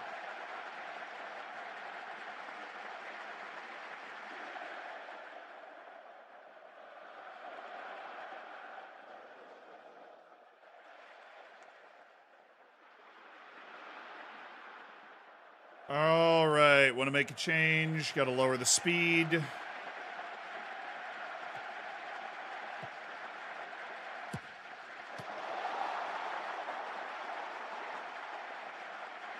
Sub the mids. Get Costado and Sarayan. Oh, it's actually going to be a problem. They're both on... Sub! Sub! All right, I'm on low speed now.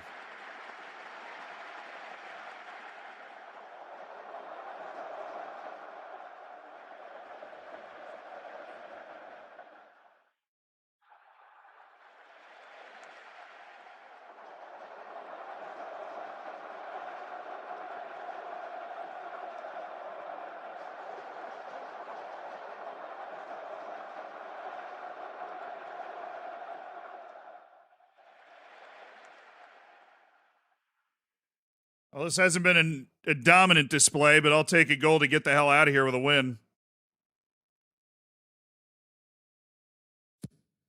I'll have a Conte, surely!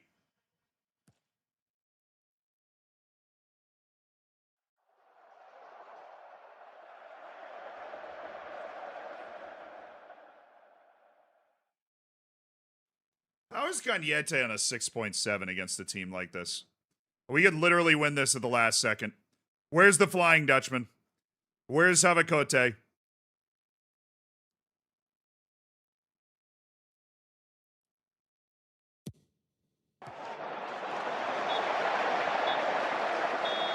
That's such a terrible delivery, dude.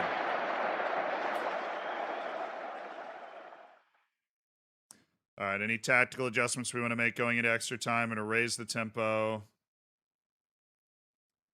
We do have another sub, so we might be able to just go get somebody else in there. The incredibly apprehensive Luis Navas. Okay. What we can do, actually, is drop a center back. So I'm going to drop Gutierrez, who apparently is, like, really rattled right now for some reason. Don't know why.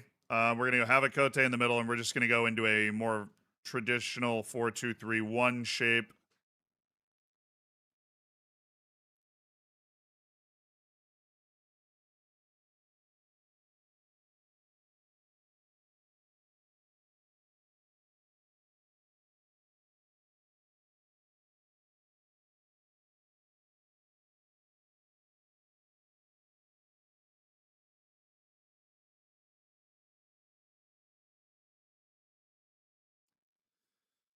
All right, and then Revert is not really a winger in the traditional sense, even though he's got a pretty good weak foot, if I remember right. Oh, not really, but we don't want him to be a winger, I think.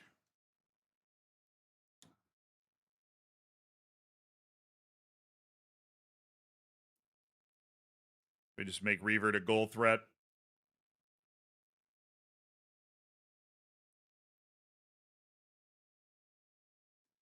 All right, Revert, you're going in.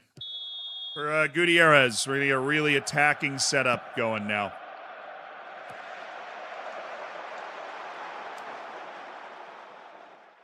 Extra time on the road in the Copa del Rey third round against Gymnastic Tarragona. We could not put them away in regulation, and a lot of our superstar players coming off the bench, superstar for this level, are really struggling. Mbambo, Havacote, Cañete, they're not really doing anything.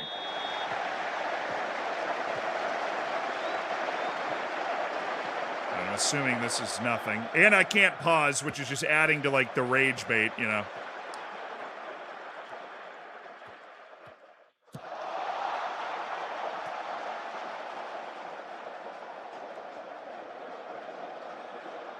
Let's put more pressure on them in here.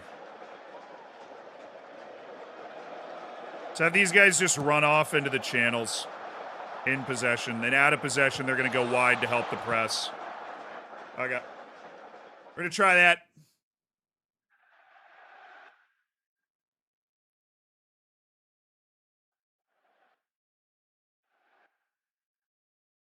We're creating XG. We just haven't created a highlight. You know, we put in all these guys that are capable of finishing in Champions League positions in La Liga against the third division team, and we're just not getting anything going. It's the worst I've ever seen Havacote play. 6.2. All right, Cañete. Surely we're going to find something in here. Cañete. You stay. Good ball and Bombo! Oh, Cañete and Bombo again! I can't pause, so we can't play the song right now. I can't pause, so we can't play the song because I've got to make some, like, massive changes to the team.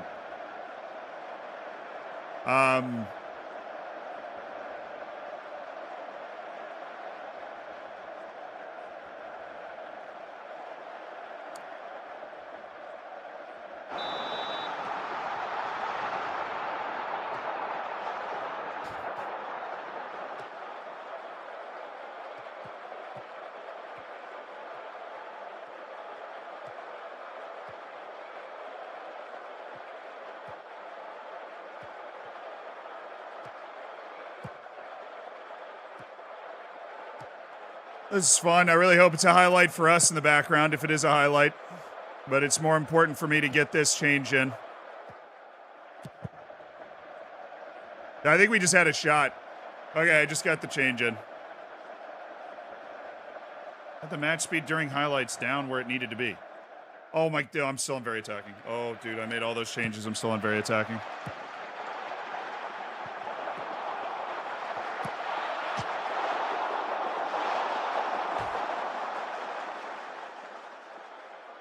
That was a minute and a half of being on very attacking. Nice. Dude, screw that bug, man.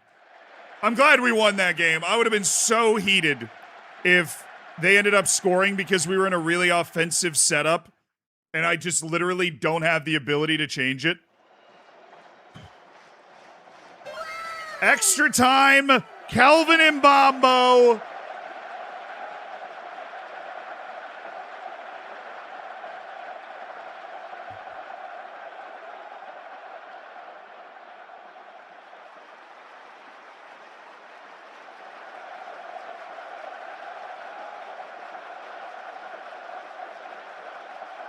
Mbambo. He saved us. Wow, we were not very good, though. Sleepwalking to the extra time win. Mbambo.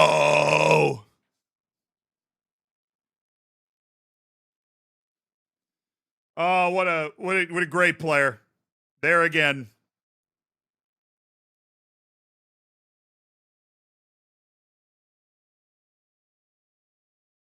Yeah, I think he played all 120 minutes, so Miguel Rubio. Maybe with a little lower match sharpness than most. We'll give him a week off training. Oh, thank you, Kelvin Mbambo.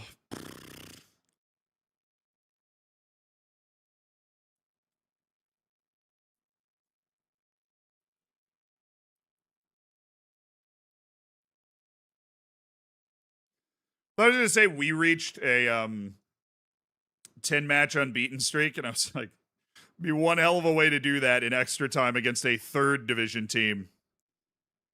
Yeah, that was foolish. That was a goofy game that we just played. That was a very goofy game. Union Berlin have made an offer for Kelvin Mbambo. He isn't interested in speaking to Union Berlin. Well, good, because that offer's low. Elvis Tavares. Oh, he's set to leave. Okay. Enjoy the loan. I hope you're able to stick with a professional career, sir. Isn't Mo Bamba back in the NBA as well? I never really know what happened to Mo Bamba. The song was the best thing that ever happened to him. He was a first-round pick, I think. He was the 6th overall pick.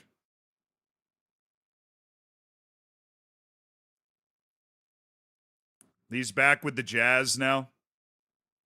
Signed a 10-day contract with the Jazz. In 2 appearances, he recorded 5 points, 10 boards, and 0.5 assists. On July 8th, he signed a 2-year deal with the Jazz.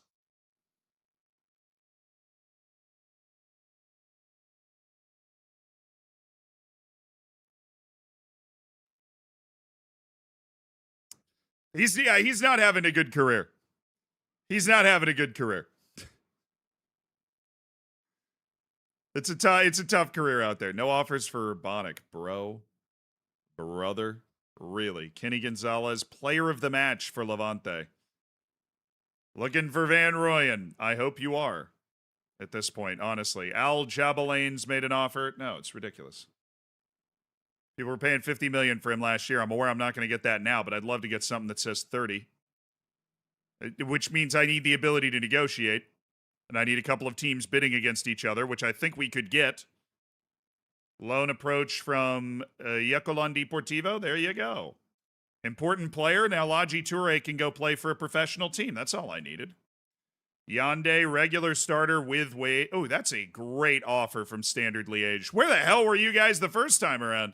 They probably were there. I probably said no because I thought Leeds was better. That's my fault. Right, Yuri Urbanic in wonderful situation here. What loan are we going to find for Yuri Urbanic at this point? Brighton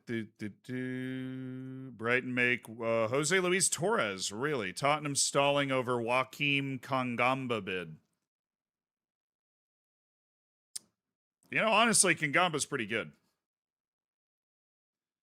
I don't need him, and I'm not going to sign him. Don't worry. Oh, he's got, look at the, oh. But he turns 19 in 9 days. A bit of fool's gold, you know.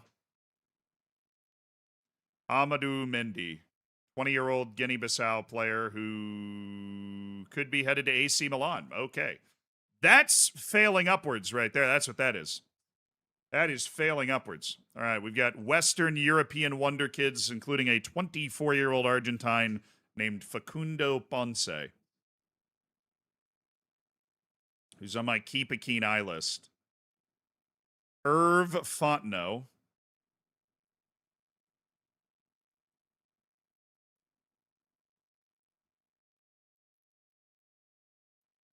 Joaquin! Dude, PSG's really ruined Joaquin's career. My boy Joaquin, who we were forced to sell for $4.1 million. Our youth, one of the two great products of our youth academy that we did not hang on to, at least until they got to like first team level. Joaquin, he's making like 5 appearances a year for PSG, but it's not enough. They're killing my boy. His potential really was like legitimately insane, though. He's still appraised as 4-star potential at the level we're at now. We had that guy in our first youth intake.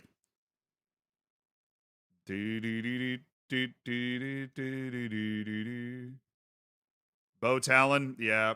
I shed a tear when Bo Talon signed for them, because I knew that he was not a guy we were going to be able to get at any point after that. Tariq Farhat.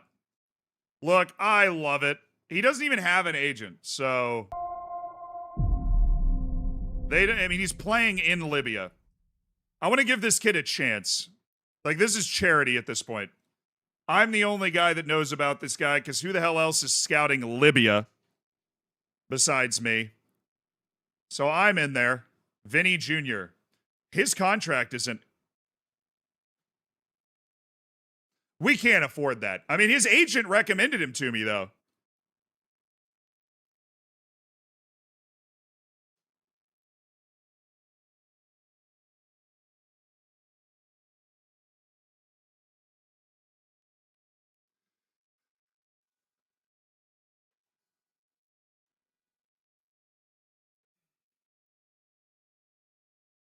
Ugh.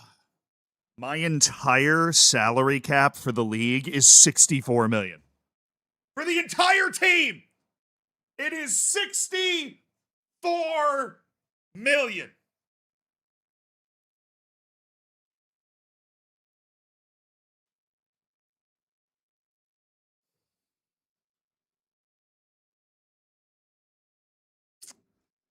Well, I'm flattered that he's at least interested in talking to me. And you know what? I will put him on the yes list until we confirm he's signed somewhere, because maybe his salary demands are going to go way down, and I'm like overly optimistic.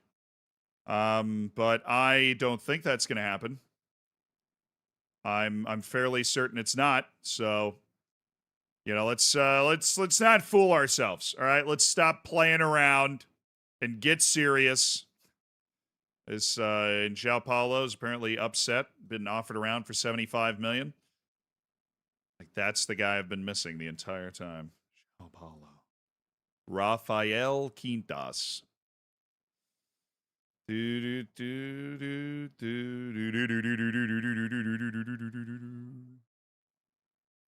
What's the offer? Al Saad, $27.5 million. Stephen Tracy. It's waiting on the end of contract, but he does have an offer from Strasbourg. But what if he turns it down, you know? What if he turns that offer down? He could totally turn that offer down. And then I'm right back in. Jorge Alvarez. There are just a lot of other center backs on my short list that would be more viable options. He's aged out of viability. Luis Enrique. I'm familiar. Omar Yahia. The Algerian superstar at Juventus. Jose Carlos. Do, do, do, do, do. Do, do, do, do, do, do. Yannick Bernard. Oh, I know Yannick Bernard. Pasquale Filippini. Oh, yeah. Filippini, you suck at passing and really anything. He's kind of just a striker without the burst. Doesn't intrigue me, Pasquale. Leonardo Sepulveda. He's still at Universidad de Chile, which is kind of crazy at 24. I would have figured somebody was going to come for him at some point. But there's nothing sexy about Sepulveda anymore. I think we have to just drop him off our short list and just forget he ever existed. Juan Camilo Martinez at El Khalij. Andres Cantu. Diogo Aquino. 22-year-old left side player from Portugal. Not a lot to like in there. I mean, there's some to like, obviously. The guy moves really well, but not everything.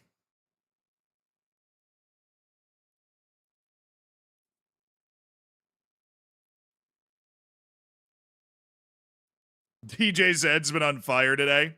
I'm cooking. I mean, honestly, though, that's an insult to my other days. Tom King.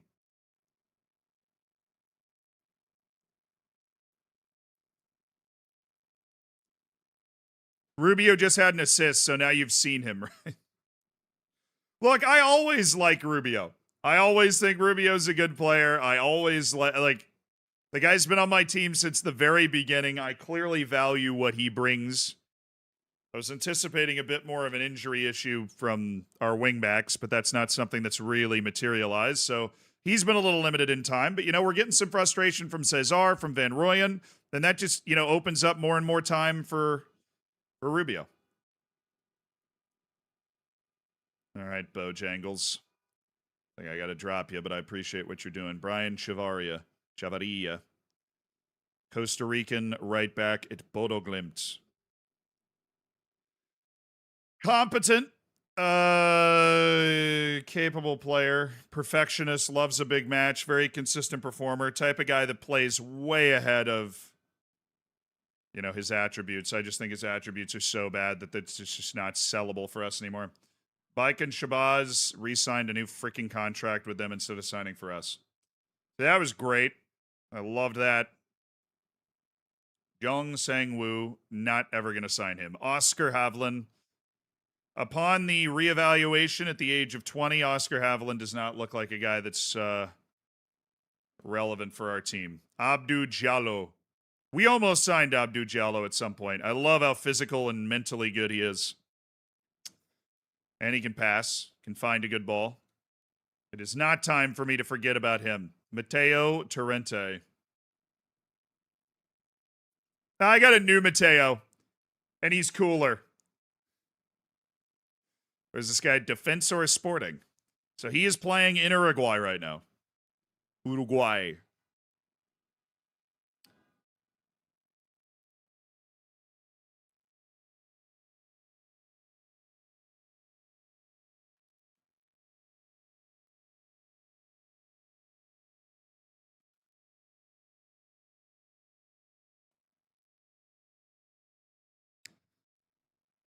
Maybe his agent will come back to me, see if we can get for below $2 million, but I don't want to spend $2 million. I don't think I'd get $2 million back.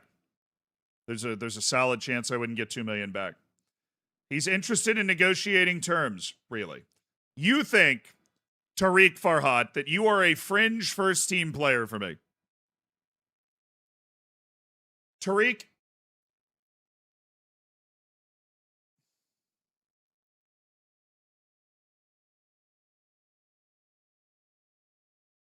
okay, he's good with a loan. We've negotiated in that he would accept the loan. That's perfectly fine. This is kind of an act of charity in some ways. He's a high potential Libyan player in the Libyan league. And I want to give him a chance. Okay.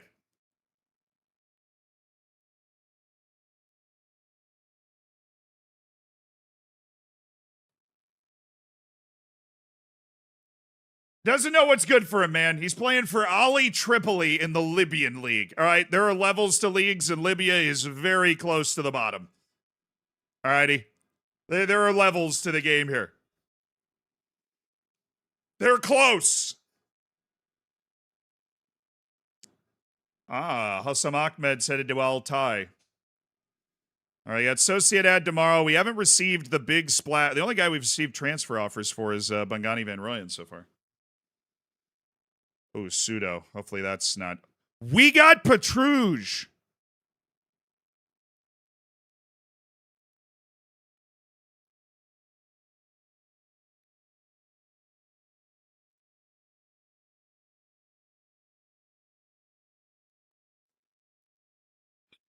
Our 16-year-old wonder kid center back has tweaked his knee. He's going to miss about 2 months of key development. That sucks. Wow.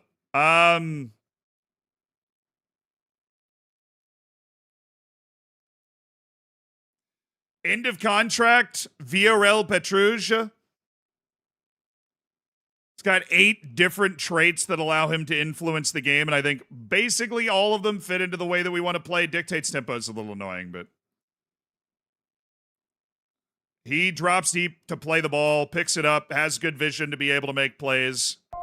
Back to goal definitely works in our system because that allows, like, the overload on the outside to take effect because you play off him. Is it already that long, lol? Goes wide. And with his, like, work rate, stamina, and solid defensive ability, he can press the opposition really well. Roates is better. Yeah, and we haven't had a Romanian in a while. I feel like we might need another Romanian.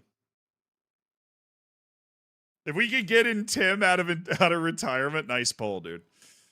Villarreal Petrouge. Now, the only issue, obviously, is that we're paying him $4 million a year, which is it's a juicy contract, but we're getting him for free.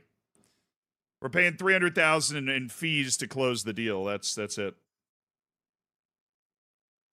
On behalf of Alexa, W Hot Romanians. Yes. On behalf of the president of W Hot Moms, W Hot Romanians. We've been Romanian-less for too long. I think we got to do it. He's better than Urbanic. And it's not like the guy that's... so this kicks in at the end of the year. If you're worried about our salary cap, this is an end-of-contract deal for Patricia. It'll probably be a couple of million to sign him before then, and I don't want to do that. But, yeah, this kicks in at the end of the year. So I'm going to say yes. We'll take the 23-year-old, like, impact sub fringe player type guy from Real Madrid who I think fits our team well. The buy now is $15 million. Yeah, I'll wait. I'm okay. I will wait on that. $15 million. Goodness gracious. Am I signing more mid players? No, I'm signing forwards and center backs. God.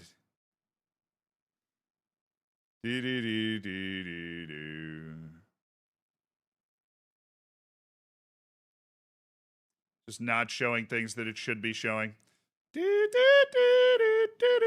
Let's rebuild our team. Actually, I'm just going to go ahead and quick pick because that's going to get me pretty close to who we're supposed to have. So Cañete, I actually think I can just get rid of the unavailables. So that works.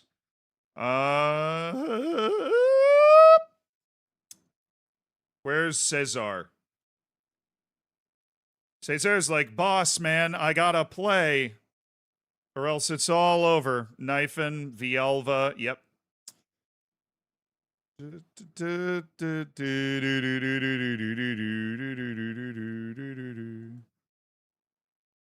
All right, now we're squared away. Sociedad's 13th in the league. Are we at home? Yeah. All right, I want to be aggressive. We're going to be aggressive with our positioning. Well, they put in Bombo in as the attacking midfielder out of the midfield. I've never thought of that. And I don't hate it.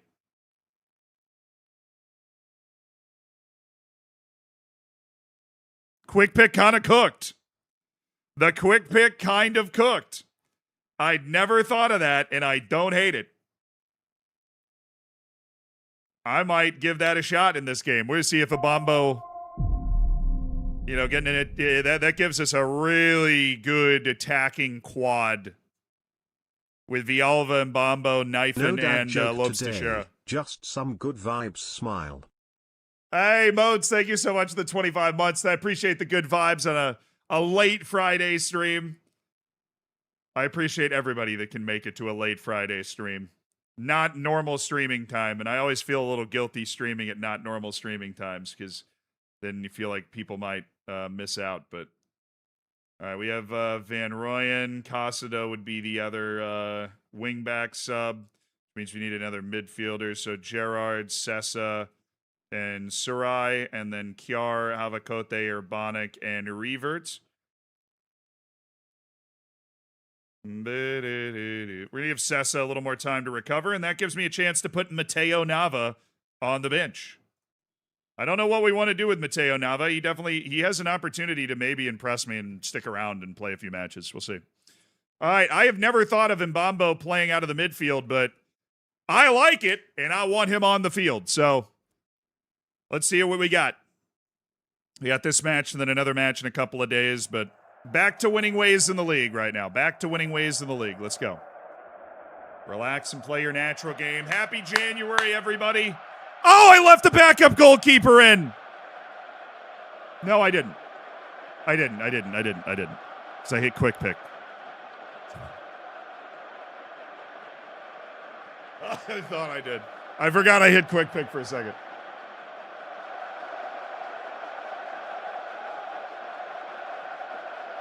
Close call. I forgot to check, but I did hit quick pick.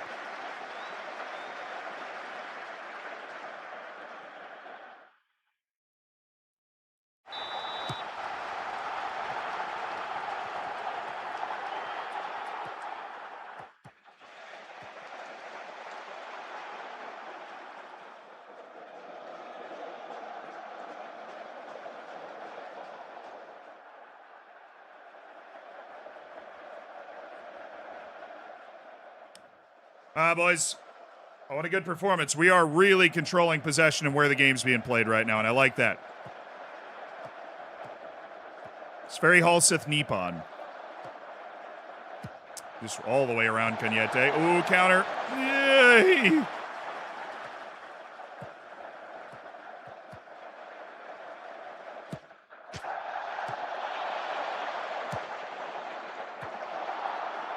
Compete!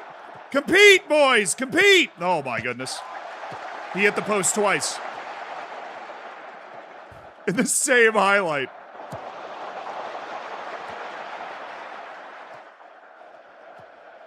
Where's the composure on the ball? Where is the composure on the ball? Where is it?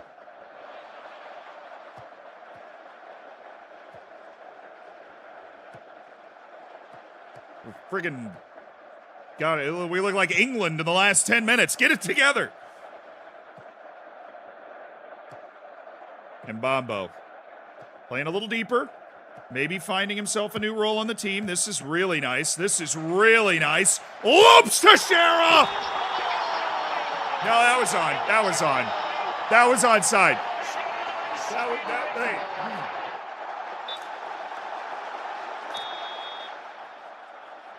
There you go.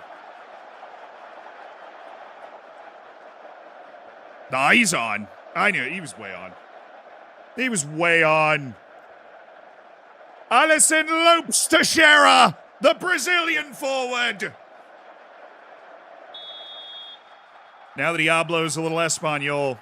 So they had a total of .06 XG from those two shots, but they literally hit the post twice in the same highlight. And then we went down and scored. That highlight really was for us. It wasn't for them.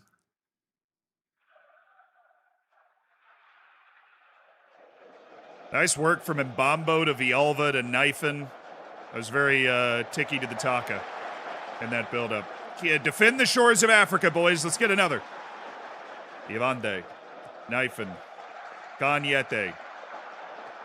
Cañete. Imbambo. I like them trading places here. This is beautiful. Imbambo. Cañete. Viova! How in the world does that... If that doesn't get blocked, that has to go in.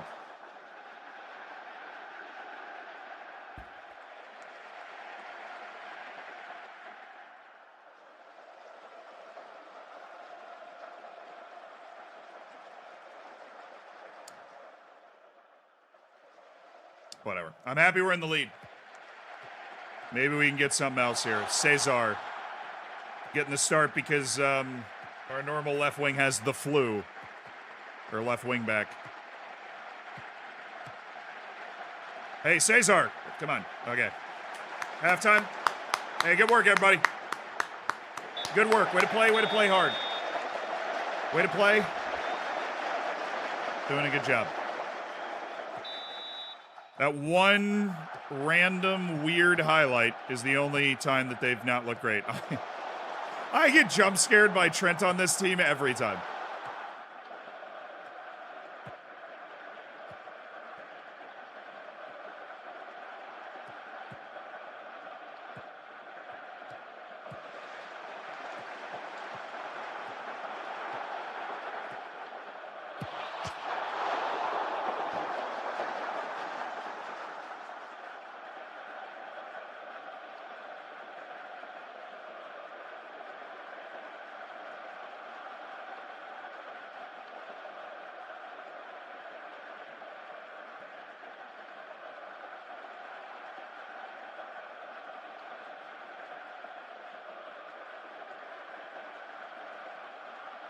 What a run.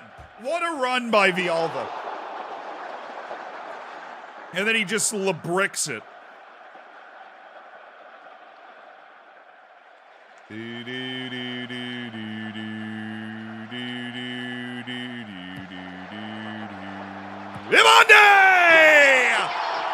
Danny Ivande, the American, makes it 2-0. The U.S. Men's Player of the Year winner from just a week ago. Villalba, the Mexican international, plays it up to him, and Danny Ivande finds the back of the net. A member of the so-called Great Wall of Melilla with Otero and Ferreros. Weirdly, this match actually gone pretty well, but Mbambo is on a 6.5 with our experimental attacking midfielder.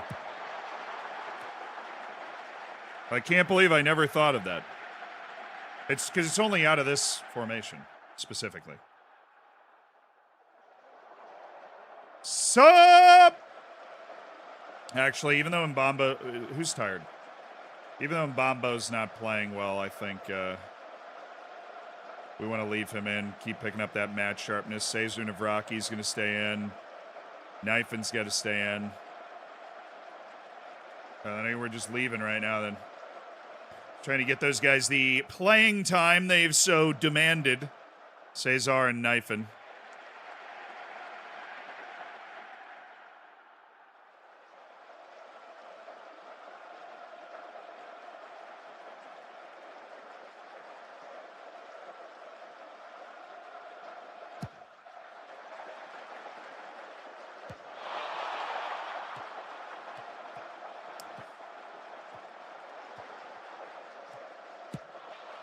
I mean, they just, yeah. I'll live with that shot every day of the week. Oh, I love that pass. Bongani Van Rooyen with a... That's not the highlight. Really. With a lot of space to run there.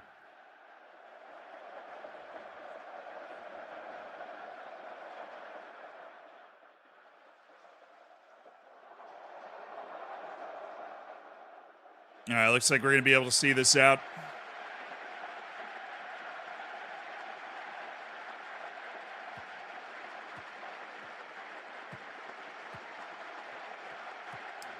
We've had a few Dole World Cup matches when that's happened. I've been updating the Discord chat with Thomas the Tank Engine lore. For history buffs in chat, did you know the island of Sodor was never successfully invaded by the Roman Empire? There was one small incursion which was repelled by the local Sudrians.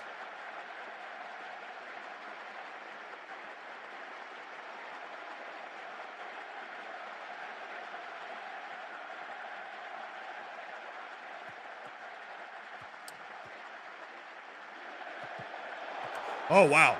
What a 1-2 for Knifin. All the way home. Allison Lopes Teixeira has his second goal of the match.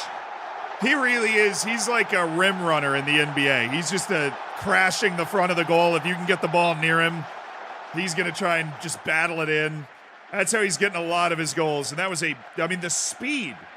What really got me was the speed of this 1-2 on the far side of the field. Like when he plays off, Van Rooyen gets way ahead of him here. And he dinks it to Van Rooyen. And then it's just right back to Knifin, who like doesn't break stride, but it freezes the defender. And then Knifin with a really good shape to strike this ball. And it's got to be a pretty good ball to get to Lopes Teixeira, and it is.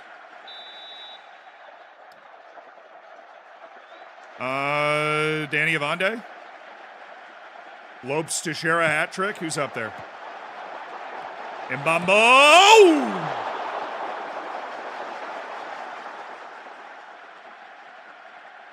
Kelvin Mbambo.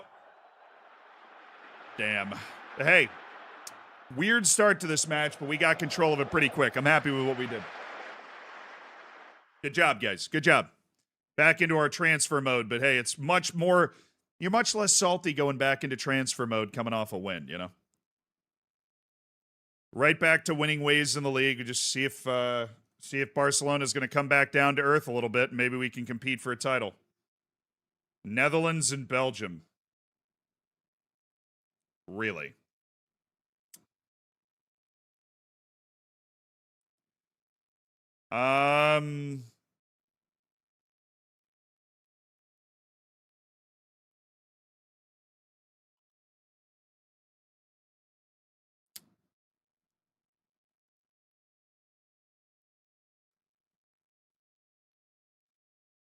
All right, we'll send him to Genk the rest of the year. We promised him we'd loan him out, so. I wanted to see. I've had weird success with that sort of thing before. All right, Gil Fernandez is set for Manchester United. We can remove him from our list. He wanted far too much money. Rafael Araujo, Carlos Alvarez. He's 16 years old. All right, he's 16. Can we not? He's 16, going on 17. Like, come on. Marcos Perez waiting on contract talks. He said 18 months left. It'll be better for us to negotiate it now than later. The guy's currently on loan in La Liga. He's projecting to be a first team player soon.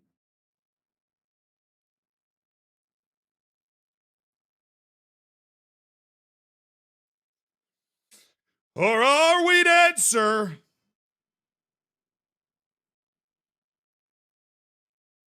My hands are cold. Oh, I'm on my knees looking for the answer. All right, Marcos. New contract coming. You know what? I appreciate the media bringing that. Oh, good. Kwenu's headed to Saudi. We don't have to play him in any future Champions League matchups. He's headed to Saudi Arabia. He's going to Al Ahly. They've broken the bank to get Alejandro Kouenu. We appreciate that. Stop. Zealand, stop. So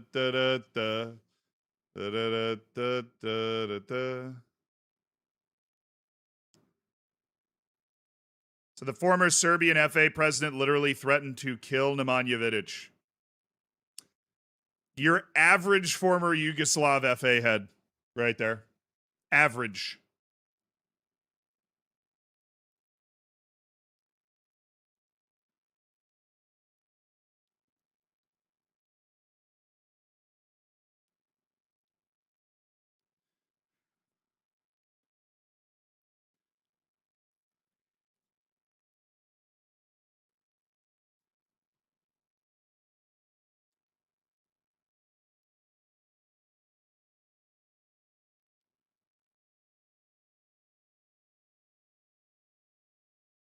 We're going to try and sell Ander Ortega. Hopefully somebody foolish comes in with a big offer. All right, Aaron Ruiz, loans. Loans, please.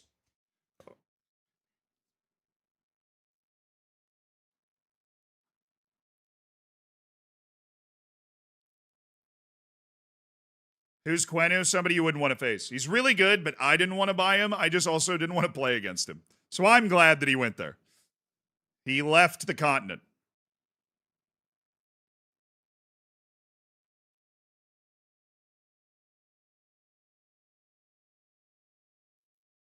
This is the most Manchester United deal of all time. This guy was at Bilbao. I signed him for free, and now they are trying to buy him back for like 30 million. All right, I want oh, they were doing installments. All right. Can I get mandatory fee? Like a nice loan to buy. Mandatory fee 15. And then future additional installment of of 20. Let me see how they're feeling.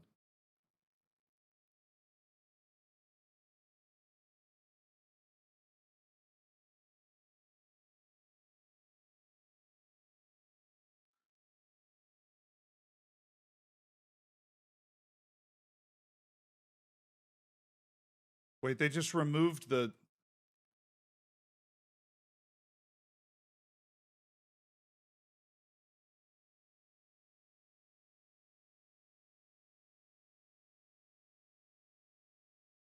It's there. It's a visual bug. It's there.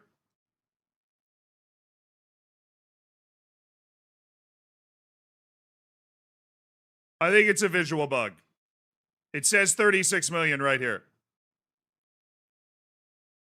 It's a visual bug. Okay, we're going to accept it then. Obviously, I'll can't. Yes, okay. Mandatory future fee of 36 million.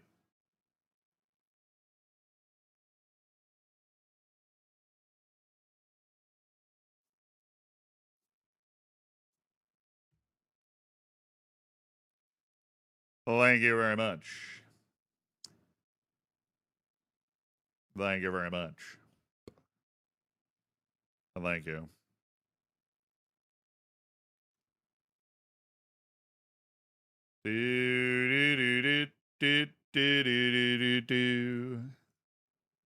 All right, first choice goalkeeper at Gil Vicente with a nice set of loan fees as well for old Timmy Schmidt. Tim, I need you to play well on loan for the first time in your life. I'm happy we got him in. Oh, and Bombo with the injury troubles this year. It's not a good look. Not a good look. Another significant injury, a back strain for Kelvin and Bombo, right as we're getting him fit, you know. Well, it's okay. I mean, every other attacking player on my team's already St. Willie, do something productive. No? Okay.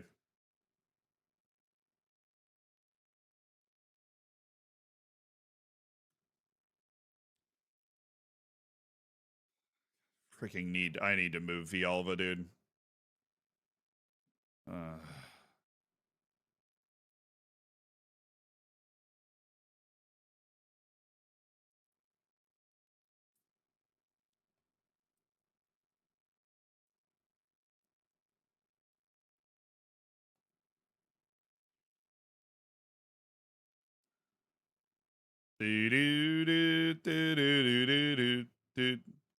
And I will put Luis Miguel Navas in registration and take Yuri Urbanic out of registration. That I will do. It's so that we have an option that we like a little more. All right, how's this loan offer going?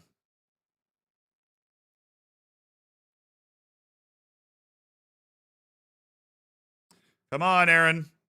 Get your loan offers, Aaron. Get your loan offers. Otero? Did I see Otero? Oh, goodness.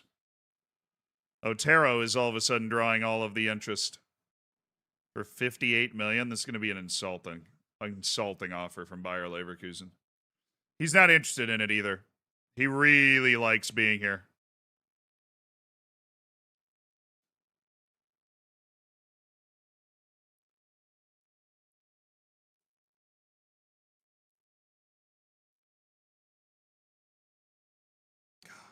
Yenskar really should be on the field more for us, I think. He can grow into a real star. Yeah, Otero's got all of a sudden. Well, it's because his values dropped, but I'm never gonna sell him for less than 100. So they can the values changed by so much. The values fluctuate like mad, like mad.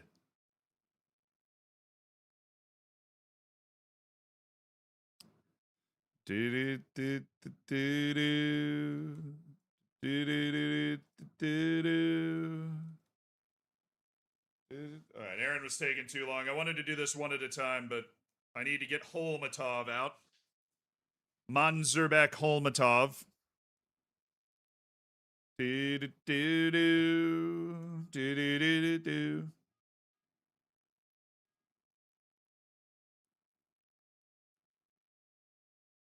So Otero's potential went down a half star. Yeah, but that's relative to my team. He still is who he is. Stephen Tracy on the move. Jan Kudo to Botafogo. Sverre Helseth Nippon captures the imagination. Well, he didn't do that against me. High five. We just beat him. They had a very quick turnaround for that match on their side.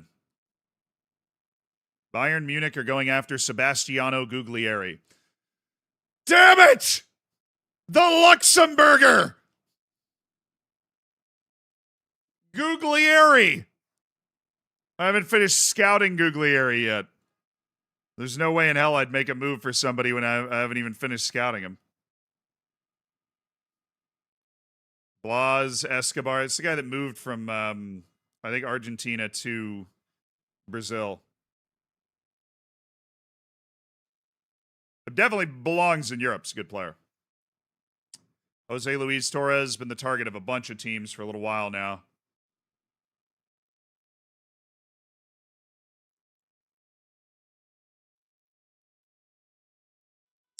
All right, Rafael Quintas has made a move to Al Sadd.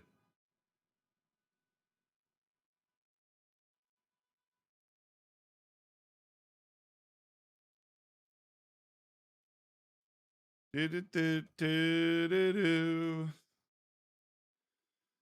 that Aaron Ruiz loan offer thing is taking days to come back to us.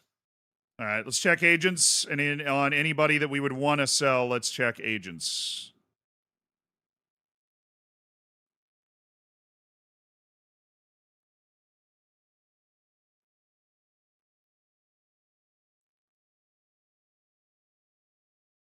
Eintracht Frankfurt sniffing around 50 to 60 million for our academy kid down there. That is something that I could be persuaded. He could talk me into it.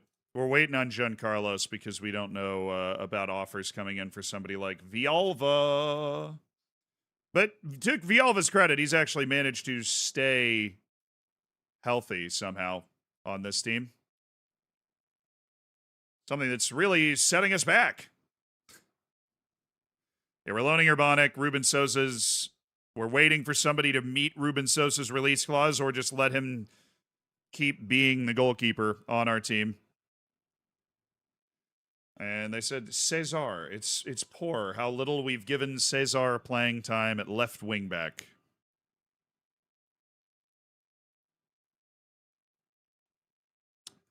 Well, if only if only you played well, that would really help.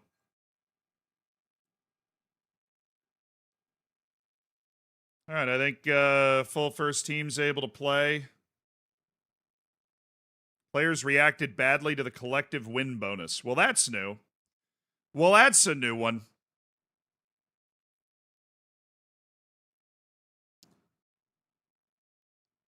All right, Jens. I'm hearing some whispers that you're going to be upset, so I want you to go prove to me why that's a bad move. Why I shouldn't be leaving you off the field.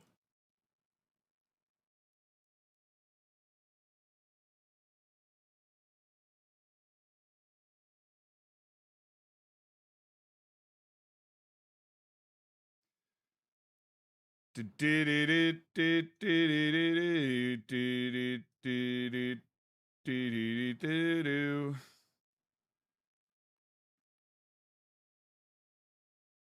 to have Havakote take the midfield spot right now. And then Sessa. Francesco Sessa. All right, Avande, Otero, Ferreros, Cañete, Cesar, Javacote, Casado, Knifin, Kiar, and Allison Lopes Teixeira. Against Ibar. Come on, boys. We're taking our aggressive posture in again, because it allows us to put Javacote in that midfield spot.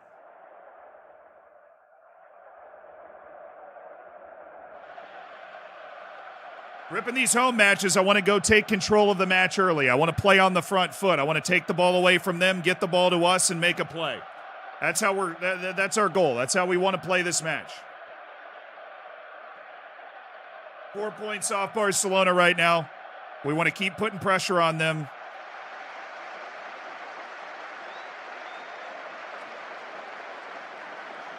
Gotta just put wins on the board any way you can. Every match is do or die here. Every match. At the Tingus. Match day 19 in La Liga of 38. Casado.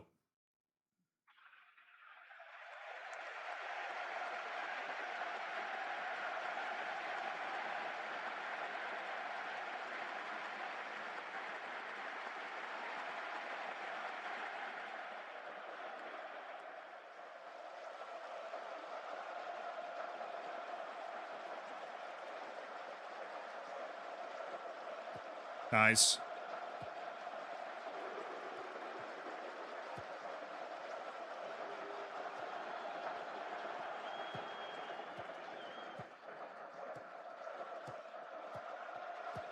Oh, Avande.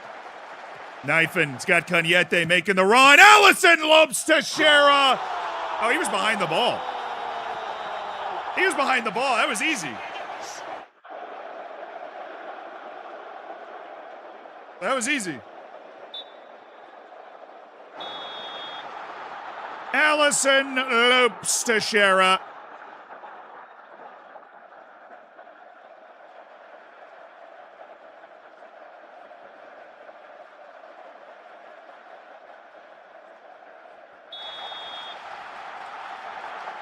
He's finding his groove as a part of this team. I think him learning Spanish has been an important part of it.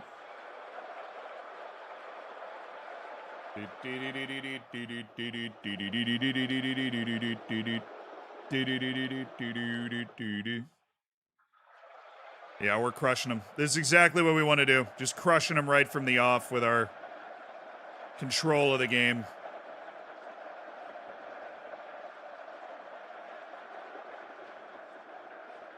More aggressive. We're being more aggressive tactically. Taking some pressure off our defense, I think. Ivande. Sharp out the Cañete. Cañete to Zivairo Javacote. Good run to the channel. Javacote. Lopes Teixeira! Oh, it's what he does! What a start to January for Allison Lopes Teixeira! It's 2 braces in 2 matches! He's so physical. He's such a missile. He won't be denied. He just bangs and battles his way to the ball. Throws himself at it.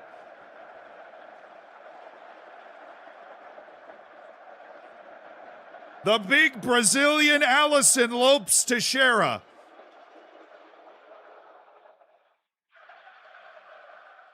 Hey, focus on the possession. I'm happy with the possession right now. Haven't seen a lot of Yin's. Oh. Literally summoned him in. Haven't seen a lot of Jens Kjaer intercepts a literal through ball. Knifin. Oh, Ivande. Little dummy. There's something on here. Oh, if he'd gotten it to Kjaer the first time. Kjaer. Oh, baby. Jens Kjaer. Kjaer. Oh, Cesar! Cesar Navraki! Beautiful. Beautifully done from Cesar Navraki.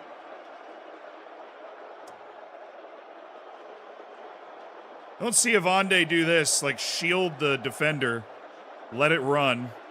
If he'd gotten this pass to frickin' Jens the first time, but Jens still made it work anyways. Whoop! Right by two of them.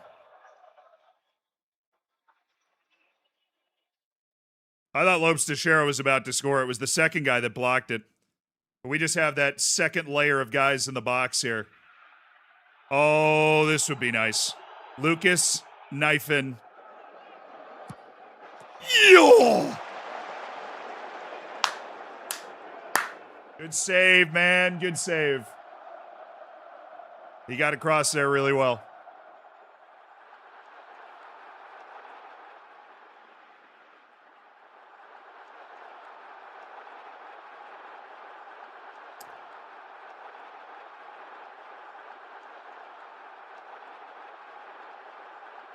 Revert, get knifing. I want to see how you play in that.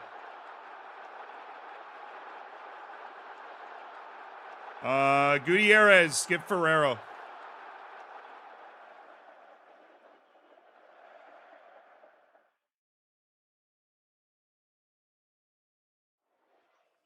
A hell of a game right now. Played a hell of a game. Revert. Cañete. Revert. Oi. Otero. Pablo Revert. Angel Cañete. Oh, they got two defenders there now. I don't know. One's backing off. Revert. First time ball. Cesar. Oh, Cesar Navraki. That would have been sick. He got the technique right. He didn't get the aim right.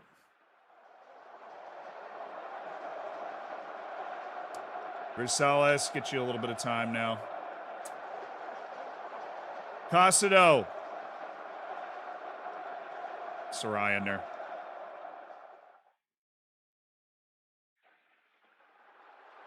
It's a very convincing win. It wasn't a moment where it didn't look like we were going to win this comfortably. Love to see that. Against a mid-table team. Absolutely locked him down defensively, too. Jens Kjær. Oh, times the overlap. Versales. Oh, that's a good ball. That was Lopes Teixeira again. He won the first ball again.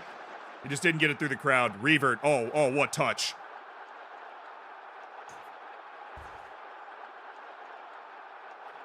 You're lucky we're up 3. You're lucky we're winning.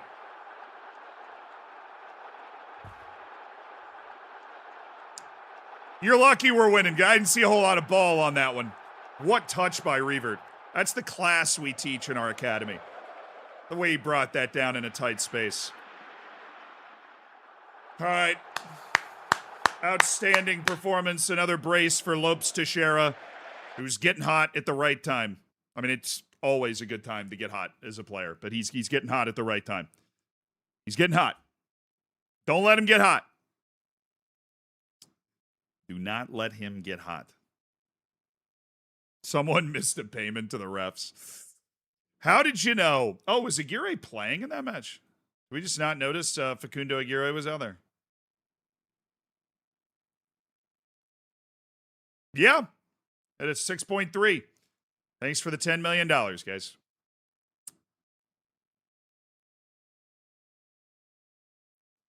Cesar's value is now gone down by 20 million. Naturally, that's just how it works. All right, we have some offers out, waiting for the stuff to bounce back. All right, Samu Andres decided to go to Celtic, but he needs a work permit for that. Alrighty. It's glad he accepted one. $36 million mandatory future fee for Andrew Ortega after the loan for the rest of the season. It's just a great deal. I mean, I always thought Ortega was a pretty good player, but he was taking a while to learn that defensive midfielder position. Didn't really fit into our team much. Really struggled with injuries. Got massive injuries multiple times the one season we had him as part of the rotation. So, yeah, I am very cool with that.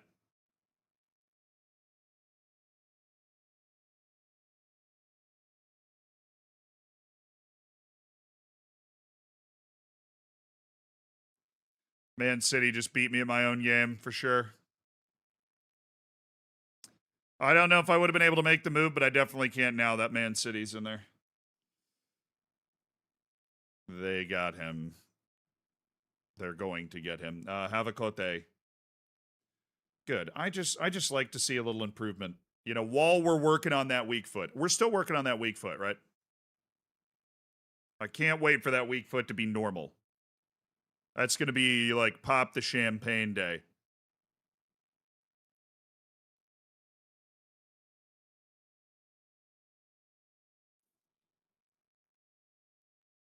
Yeah, stop developing weak foot. Yeah. We're still trying to hammer the weak foot for Zaviro Havakote and get it up to, you can get it up to average. You can't train past that. He doesn't have sufficient interest to move. Does he want to just play with the B team?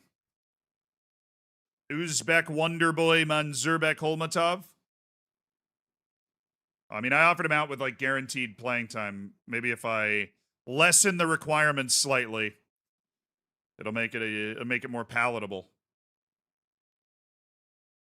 Oh, we play Racing Day Santander in 2 days. I thought we had a bigger gap for some reason.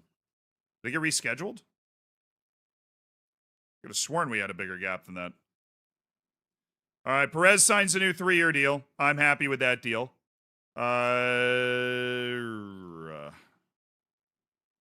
of that's relevant. Jan Vandenberg on a loan. Lorient.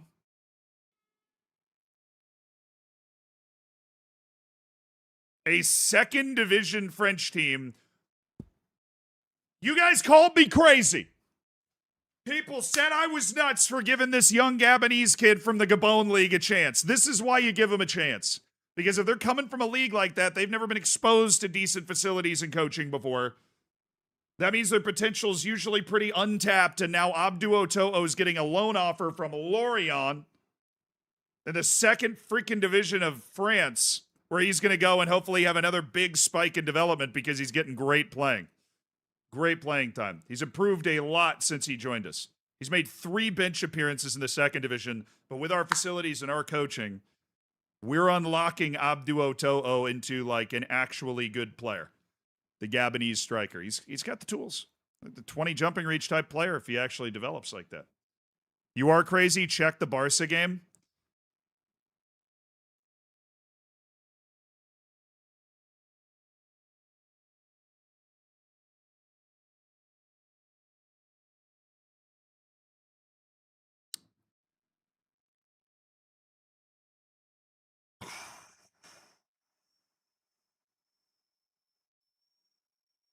How the hell am I going to catch this team?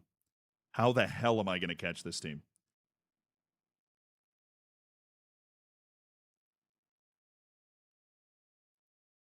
They have a plus 50 goal difference in 19 matches. They're on track for a plus 100 goal difference.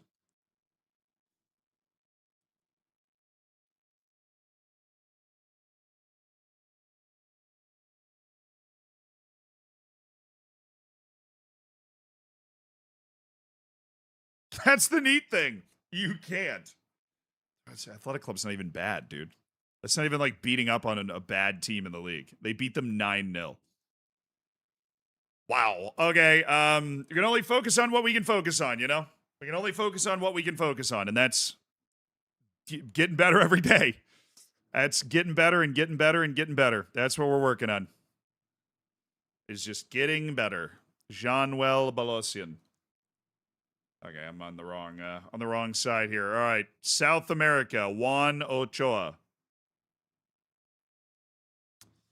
Why'd you have to relish big matches? I was about to just remove you entirely. Caio. Young flamenco winger. Caio. 20 million. Absolutely not. Kleber. I like Kleber more than I like Caio, but no. Antonio Quinteros, part of the Bolivian golden generation that we seem to... There's like a couple of decent Bolivians around, but... No. Southern Europe. Yaya Konate. Why is this the first time ever hearing of Yaya Konate? Does this guy come up at Juve? No, he was in... They signed him for free? What are my scouts doing?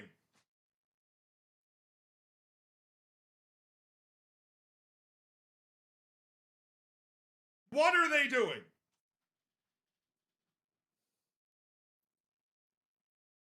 I played 2 years of first team player in the friggin' Spanish third division.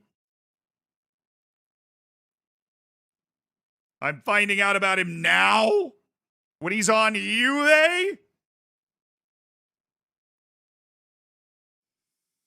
Well, we found him eventually, boss. Okay.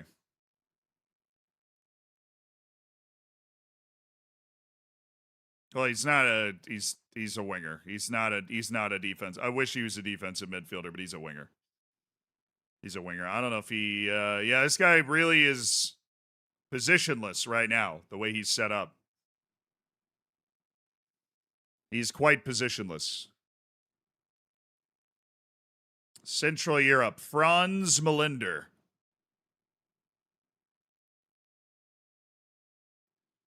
Przemysław Bielka.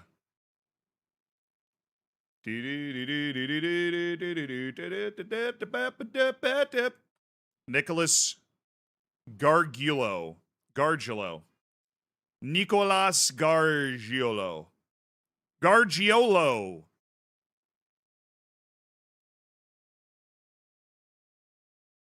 It's easy, really.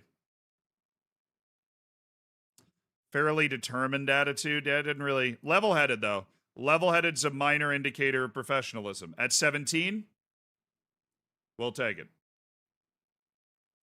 Agent offers Rui Silva. Yeah, valued at $100 million also.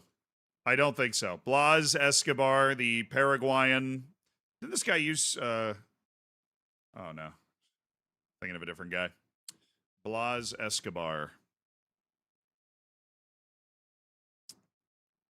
Paraguay wishes they had this guy in real life, I can tell you that much. He's a really good passer, dangerous dribbler, crosser. Kind of like a wide playmaker, winger type of dude. Pretty lethal, honestly. I'm going to move him to the yes list. Sebastiano Guglieri. We didn't even finish the report. Dog. Oh, the agent recommended him to me again. We haven't finished the report yet. But Bayern Munich is already on him. It's 18 vision. He was like legitimately one of the best players in the world, I think. Came in through the Lens Academy. He's been balling out for them for years, which again begs the question, how did we not find this guy?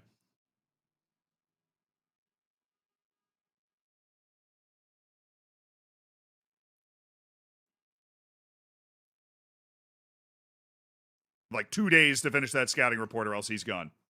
But I'm not going to sign him without it. Cian Nai Koren. A tremendous Slovenian player. We've liked him for a while. I'm surprised the agent's coming. I guess he's being considered for like bigger moves. Cian Nai Koren. Real Madrid's lurking.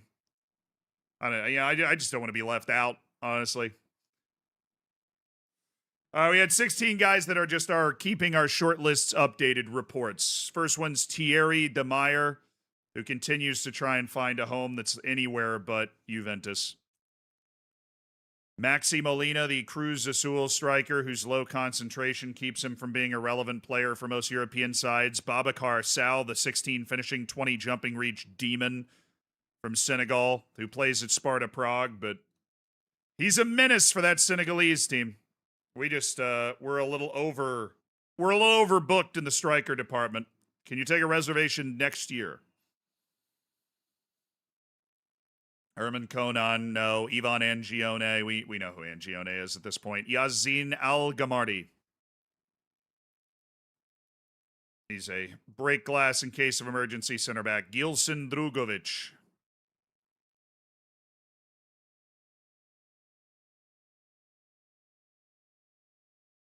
On the cheaper list. Redwan Bufia. Good speed, good finishing. Touch lets him down. Not really a facilitator or a passer. Does not have the intelligence to play centrally other than at striker. Can run well with the ball, though. He goes more to the maybe list. Mika Yilmaz, Napoli goalkeeper. Tragic. I think we knew about him way back when. But he wasn't good enough. Speaking of not good enough, Barcena. Downgraded from the S list. Teo Bilyeshko, no doubt being ruined by Juventus as we speak. Shahin Kaya. He's got 8 reflexes, man. There's just no way this guy ends up being a good goalkeeper. Even though he's still in the Wonder Kid category. Mirza Pontic. I'm going to move. Oh, he's already on the BS list. And then Mads Vinther.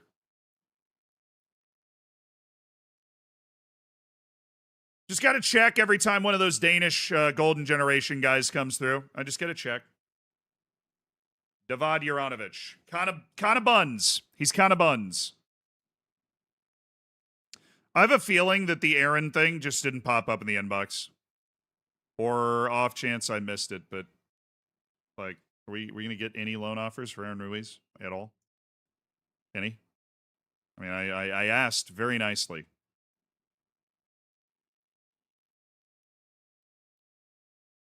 Was the transfer Laji Toure or goalkeeper to a 4th Division Pro team? Yes. He's the 3rd string on the B team right now.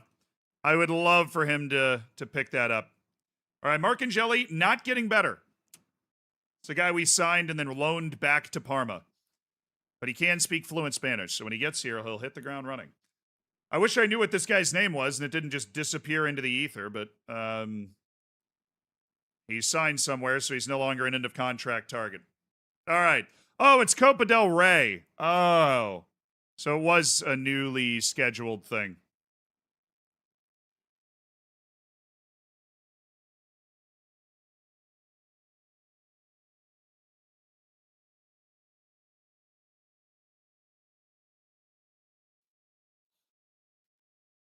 Yonde, brother. Yonde, what are we doing, Yonde? Yonde, we are not in the business of rejecting good, healthy loans that are going to help you improve as a player. That's not the business we want.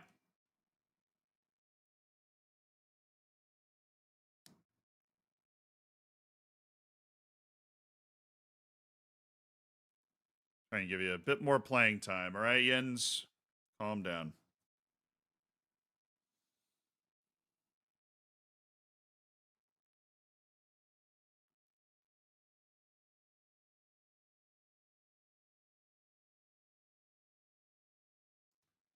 Oh, my Wellington Phoenix situation. All right, at least we managed to move Samu Andres. Regular starter at Celtic. He accepted the loan, which was great. Apparently that's going to be a running issue for us throughout the back end of this window. Because everybody on our team thinks they're way too good to go play anywhere. He doesn't have sufficient interest to join, you know, a number of teams that would be very reasonable for Men Surbek Holbatov to go play at. Like, what are we doing?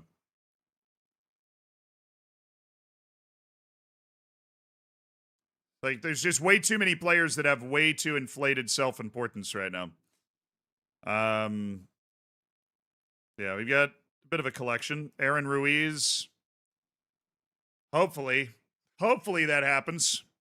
Yeah, Wellington Phoenix is an affiliate of ours. We didn't necessarily want it to be our affiliate, but it is. Racing de Santander is 8th in La Liga. So I think maybe we're on the road here, I think. Now we're at home. Let's try and take it to them. Oh, well, everybody's available. I'm not going to give any of those guys playing time in this cup match because I don't want them to get the wrong idea. All right. Vialva, you're playing. We're going to play you on the outside because that's going to give us an opportunity to see if you can do anything for a change. Which I'm very excited about that possibility of him literally doing anything. Avande, Otero, Ferreros, Cañete, Cesar. All right, we're gonna go Leo Versales. I mean, we're getting into the business end of the Copa del Rey, right? There's only 16 teams left. So, And Real Madrid's in and Barcelona's in. So we have not gotten any fun early round upsets that would be a big help. Okay, you didn't take me back to the screen. We're going to keep Ovi Ejahiri sharp. We're going to let him start in this game. Havacote, Versales, Cañete. I think we got a league match, but we have an extra day, like 21st. Yeah, we have 21st, and then Besiktas in the Europa League, which I think we can rotate for. So starters, rotation. Starters at Celta Vigo, and then try and roll that into Inter, I would guess. We'll see. All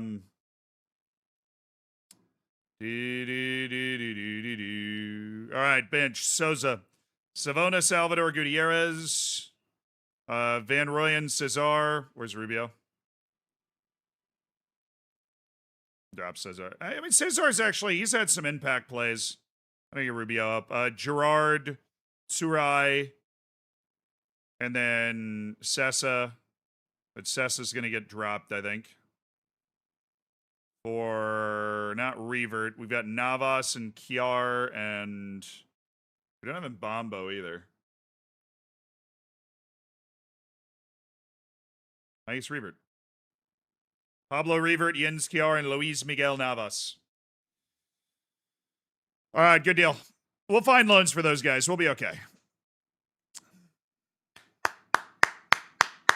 Copa del Rey, 4th round. The round of 16 in the Spanish Cup. This is where we're done playing the scrubs. This is the business end. We need a real team out there. And we've got a real team out there. Because we are 4 wins away from silverware. We have won the Spanish Super Cup one time, but the Copa del Rey would be a whole other level for us. I think we know. I think everybody knows. And most importantly, chat, please rise for the performance of the Copa del Rey anthem.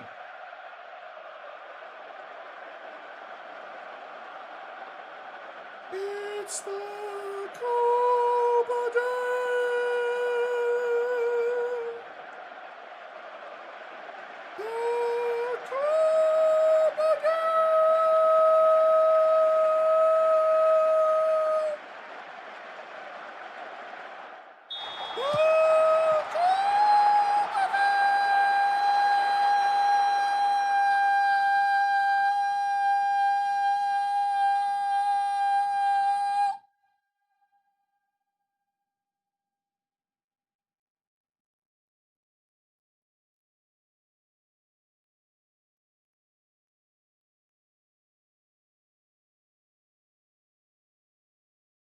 You may be seated.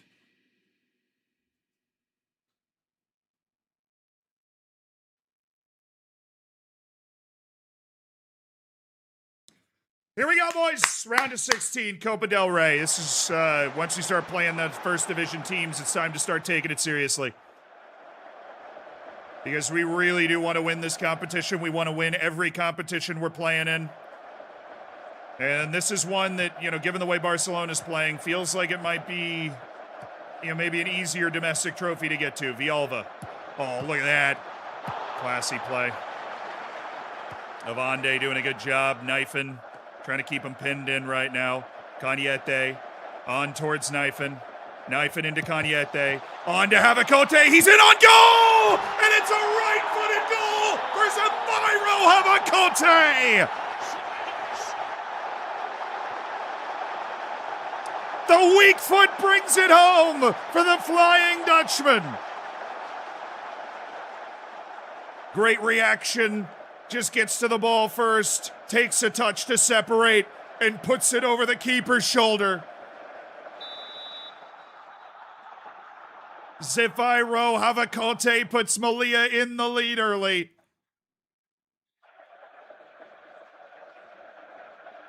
Cañete, oh, great knockdown. Versales! It's straight off the training ground for UD Melilla, Leo Versales. A gorgeous throw-in routine for the North Africans. Lobes Teixeira down to knife and defense trying to deny the shot, and Versales left all alone. Drives it with power. So difficult for Racing Club to stop. 2-0 UD Melilla. The Copa del Rey quarterfinals are beckoning. They're beckoning. They're calling to Melilla.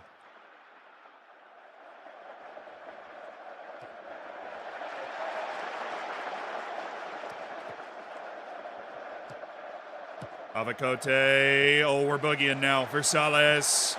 Villalba. Versales. Villalba. Villalba. Versales. Cañetes alone. Oh, big save.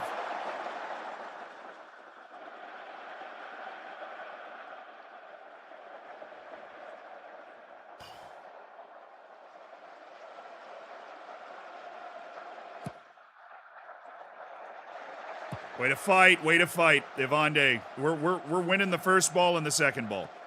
We're winning the first ball convincingly enough. We're able to do something with the second ball. Nice work, Cañete. Knifing, Havacote in the channel. On to Lopes Teixeira.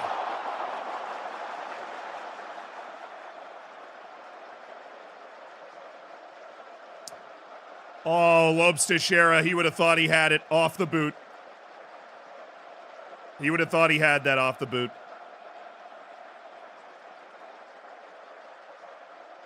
Laced it. Well, hey, look, that was a good half. We have defended them exceptionally well.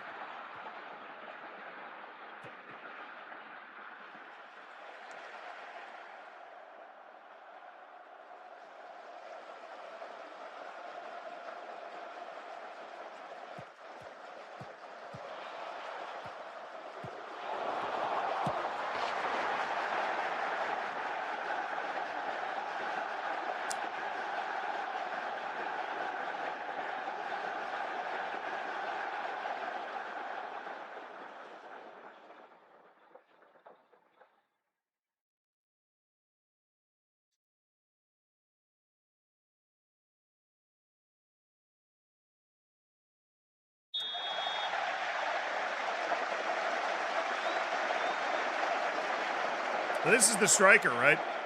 The Studley striker, Mark.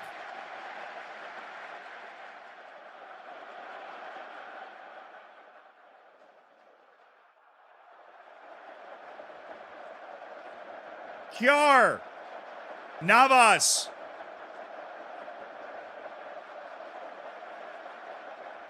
Sarai. Rubio. Going to keep playing with this intensity, though. We've had them hemmed in for so long.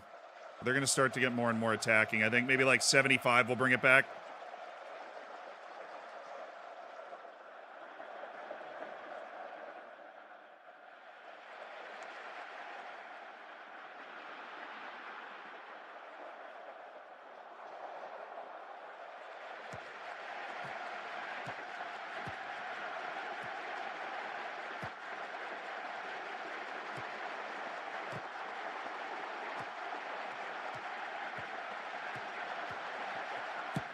Oh, Ferreros finds Versales. Versales across, knife and Havacote!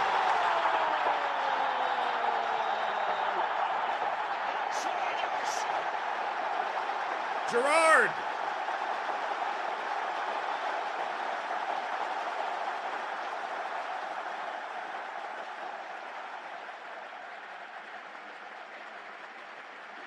Gerard, get Havacote. He's done his job. He's scored 2 goals. That was a nice ball by Ferreros. Normally, I don't want my center backs being the guys that try to make those passes. I want it to be the wing backs or the deeper midfielder, but that ended up working. 1 goal with each foot for Zaviro Havacote.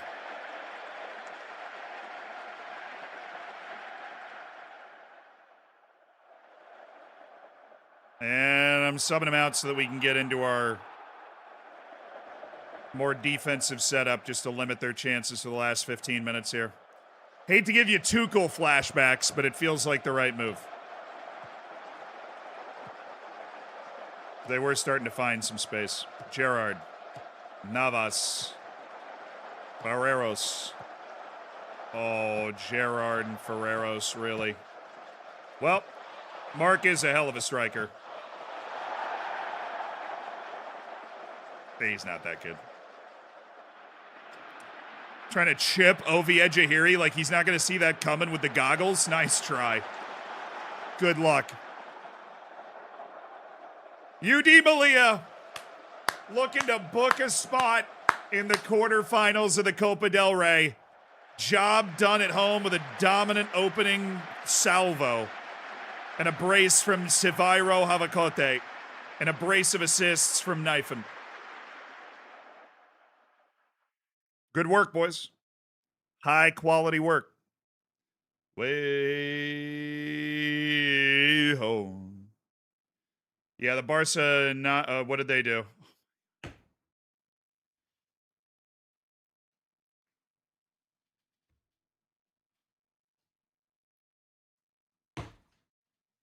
The hell is this team, man? Who am I playing against? The Avengers?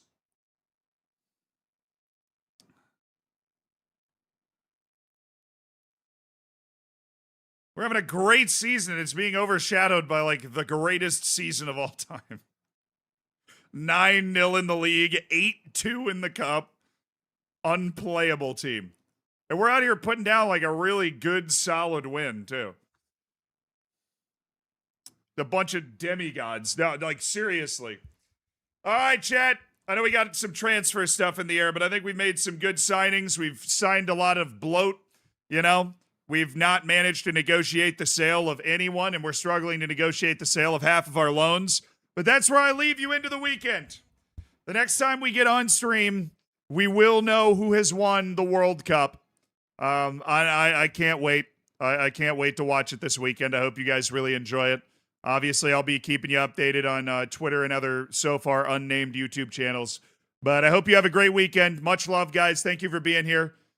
I really appreciate you. Late night stream for a lot of you on Friday. I know it's not the normal time, but I appreciate everybody that's able to make it, and hopefully the people that aren't here that are watching this recap on the live channel enjoy it. And remember to thank your live channel editors.